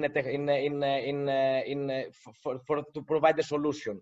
Because as I mentioned, what we need is to assess the case, for example, what is happening in Mumbai, etc., specifically with these specific 3 streams, and then take into consideration what has been deployed out there. And then we can have actually a pragmatic solution. Because you know something, from my view, our world is full of magical thinkers. People think we can actually do anything overnight and everything overnight. No. Yeah, that's a key point, Dr. Thanos. That's a key point that you've made there. Now the time. You find in India, there are lots of thinkers, but no practicals implementing policies. So you find when individuals prepare detailed project reports, they do it from desk review, not from actual practical experience. And it's very difficult to get technology partners to actually, with experience, as you've mentioned, whether they're in Japan, whether it's in Singapore, whether it's in Europe, to come together based on what they have been using. How do we coalesce that together? And that's what the whole process. You have to have what is called technology that has been proven and that can be integrated. Absolutely. And with regard to the definition, in order for technology to be proven or at least mature, you need actually the technology to operate for at least 90% of the time. That means about over 8,000 hours in a year continuously. Because I have personally assessed many of these fancy and advanced technologies, and I have never actually seen one new technology being operated for a long time. So that's why we have to be very, very careful. That's a great input from both of you. Coming to the final question to Ajoy Chatterjee. We're passionate about this, though. Our student children, my working group is after the timing because there is no lunch on the webinar, you know. So no lunch time. They have their home lunch time. Everybody stranded at home. And I'm sure that some of you must be on the way, but we'll wind up in another 5 minutes after note of thanks. But before that, Ajoy Chatterjee has brought up very important issue. So far, we're thinking of ballast water problem as far as ports and ships are concerned. But the ship environment, I put in the question yesterday that 4 people they disembarked the ship and 4 of them were all positive. Where do they get infections? And then they come with the infection. Then he explained to me this is a cross-border, cross-country handling a material, getting down at the port, getting material from different country, landing in our country. But as I used to see in the Colaba, all these seafarers, the cadets, they would walk into freely the markets of the city. Now there's another issue. Now, if pandemic infections are like this coming, particularly from other country, cross countries, I think there will be extremely good norms, strongest, stricter norms you have to establish. Because you have to be alert for any kind of pandemic, not only corona. So the new norms, he rightly mentioned changing of the crew, is very important input he has given and many issues he handled. But can you have the final comment, short comment, Ajay, that how the society should look at these sea cadres? Yes, thank you, Captain, Dr. Sawant, bringing this very important aspect. As I said earlier, seafarers, when they are at sea, continuous for long sailings, weeks and months, sometimes without seeing land. And when they see land, everybody wants to go ashore, It's for rest, recreation, or maybe just simple purchase, buying things here, meeting people, whatever. Now I understand discerning shipping management companies and shipping companies have issued SOPs, standard operating procedures to take care. There is no regulation as such as I'm aware of. There is no regulation that you cannot go ashore. But then they have the company for the safety of the crew. The master has to be sure that his crew not get infected to the extent possible. You cannot be 100% sure. So I have some friends or friends at sea, and I asked them, he said, I've not stepped out of the ship for the last 2 months. So the company is providing full access to internet. Earlier it was restricted so that they can make calls to their homes, mobile acceptability, more physical activity like gym, upgrading gym facilities, and a lot of other entertainment like movies, videos, and all that. And most importantly, human being has to talk, with his known and relatives and friends. It's for the day. If he gets about 5 minutes to talk to his family, that's a big deal, he can speak from anywhere in the ocean, he goes to his family. So for the time being, seafarers are very important. And the cases that you heard are true. There have been cases that they found. And as the doctors say, some of you can be walking around asymptomatic. You don't know you have it. So how will the poor seafarer know when you have a doctor on board? Suddenly he comes ashore and they find that you got a flat. I compulsory all the tests, whether it has temperature or not. And then they find that maybe it will be the virus. I was reading about this somewhere. I'm not a doctor or a biologist, I can't say for sure. But they said that even if you get the virus inside you, it is a very flimsy cell, It breaks. That corona, it breaks into pieces. And in your body, it may be just small piece in one part of the body when the sample is taken, and the rest of it is neutralized by the antibodies. So because of that, you are tested negative. You are tested positive. Actually, nothing is wrong with you. Your system is actually fighting the virus. Nevertheless, one can't take risk, so they are put in quarantine for 14 days. So either side, before you come the shore, after you come the shore, before you go. But there are very few cases because on a ship, if somebody is sick, it's immediately taken off. He's put in quarantine and he's taken off. So these 4 cases that you've heard is, I'm sure, if they have got the infection while traveling, who are coming ashore on the ship, Otherwise, chances are they're not hearing anything that ships The first case in Japan that happened, passenger liner, 180 passengers were infected. 80 persons were infected. That's the first time Japan reported COVID-19. I think in March, early March. It was from a passenger ship. The whole ship was quarantined for nearly 2 months in Japanese waters. Till everybody was cured and then they went home. So ships are, as I said, easy to regulate in a sense because it's one space, just one area, one floating body. So you can keep control over it. Of course, you have to have very, very strict procedures, standing operating procedures. Thank you for these great inputs. Now, Sandeep, Sonal, Nitin, it is back to you. Yes, sir. Before you thank, I must thank all the resource persons, the great input with the small interruption in between, but it has gone so well, and I congratulate you all first. Now you Thank you, thank the sir. others and wind it up. Yeah, thank you. Thank you so much, sir. I would just like to invite Dr. Deepa from Viva College, Vice Principal, to propose a vote of thanks.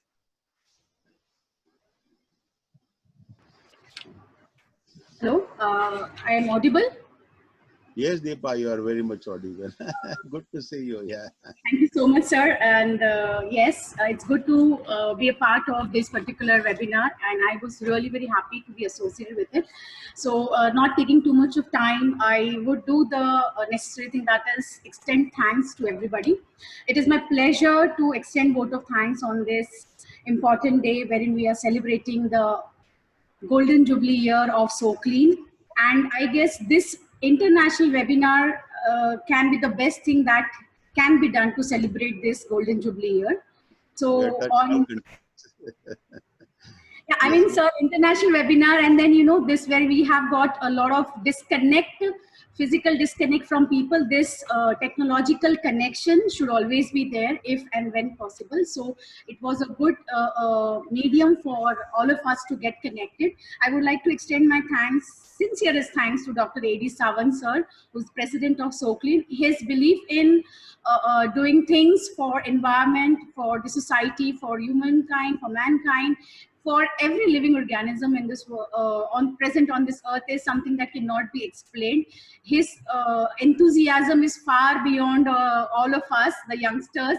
So sincerest thanks to Dr. A.D. Sawant, Mr. Rakesh Kumar, who is secretary of Socleen, the young budding talent who's been getting groomed under Dr. A.D. Sawant to do good things. I would like to extend my thanks to Santosh Nivati sir also, who is the treasurer of Socleen, Mr. Sandeep Taide, who is the managing committee member of Socleen. Thanks cannot be completed if I do not extend my sincere gratitude to the management of DG Ruparel College to get associated with Socleen in hosting this particular webinar. So my sincerest thanks to the management of DG Ruparel College, Dr. Tushar Desai, who is principal of DG Ruparel College. And I don't think so that the webinar is complete if I don't extend my thanks to the eminent and renowned speakers who devoted their time right from morning with all those technological impairments, their patience to wait enough till the problems get solved. So I would like to extend my thanks to Dr. Rakesh Kumar, who's the director of MIRI, Professor Dr. Athanasios Bourtsalas, who is from Department of Earth and Environmental Engineering, Columbia University, USA, Ambassador Dr. Philip Mozart Thomas, whose insight and whose enthusiasm was right from the mock testing that we did. So his enthusiasm is something that we all should be learning from. Thanks extended to Mr. Jiji Thomson also, who is a former Chief Secretary at Kerala. He took out time from his busy schedule and he waited till his turn came and he delivered a really insightful session. Thanks is due to Mr. Ajoy Chatterjee also, who is consultant and an INSAS auditor, International Maritime Organization in London, UK. And I would like to extend thanks to Mr. Nitin Vasnik, who was the person who could arrange all these things and who was calm throughout the session and did not get panicked. So thanks to him also for providing us with the technological support as and when required. Thanks is due to Dr. Sonal Tavre, the host of this particular session. thanks to Pratnesh Agre sir, who was also out of his busy schedule could manage to be a part of this particular session and as a part of core committee of Socleen. And I don't think so. This program can be concluded without thanking all the participants and all the other dignitaries who could make it possible, who have waited till this time post lunch also to be a part of this particular session. And I, in the end, thank myself also, so that everybody is part of the team, and we will meet again with many more programs. And as Sawant sir rightly said, that it's been a long journey of Socleen, and Socleen needs to actually actively be involved in doing many more such things in future, and we promise you that we'll be getting back with many more activities. Thank you so much. Over to you, Sonal ma'am. Thank you, Deepa ma'am, for all that wonderful thank yous to all of us who are involved in organizing this webinar. And now I think we are towards the end of the session. There were many questions which were coming up, but due to lack of time, we couldn't take those. Nevertheless, we would pose these questions to our panelists in due course, and whatever answers we could get, we can forward it to the persons who are asking the questions. So thank you once again. Thank you all. And our source of inspiration, Dr. A.D. Sawant, it's all due to you that we could organize this webinar and be a part of it at such a great level. Thank you. Thank you once again. Thanks. Namaste. Thank Namaste. you. Namaste. Thank you. Namaste. Thanos, thank you, Thanos, Philip, and Thank you very much for the opportunity. Yeah, thank you for the opportunity. Thanos will speak. We'll speak soon. Big. Yes, very soon, very soon. Thank you, sir. Good. Give my regards to the faculty. Take care. Thank you. Likewise. Okay. Thank you. Thank you, Sonal. Thank you.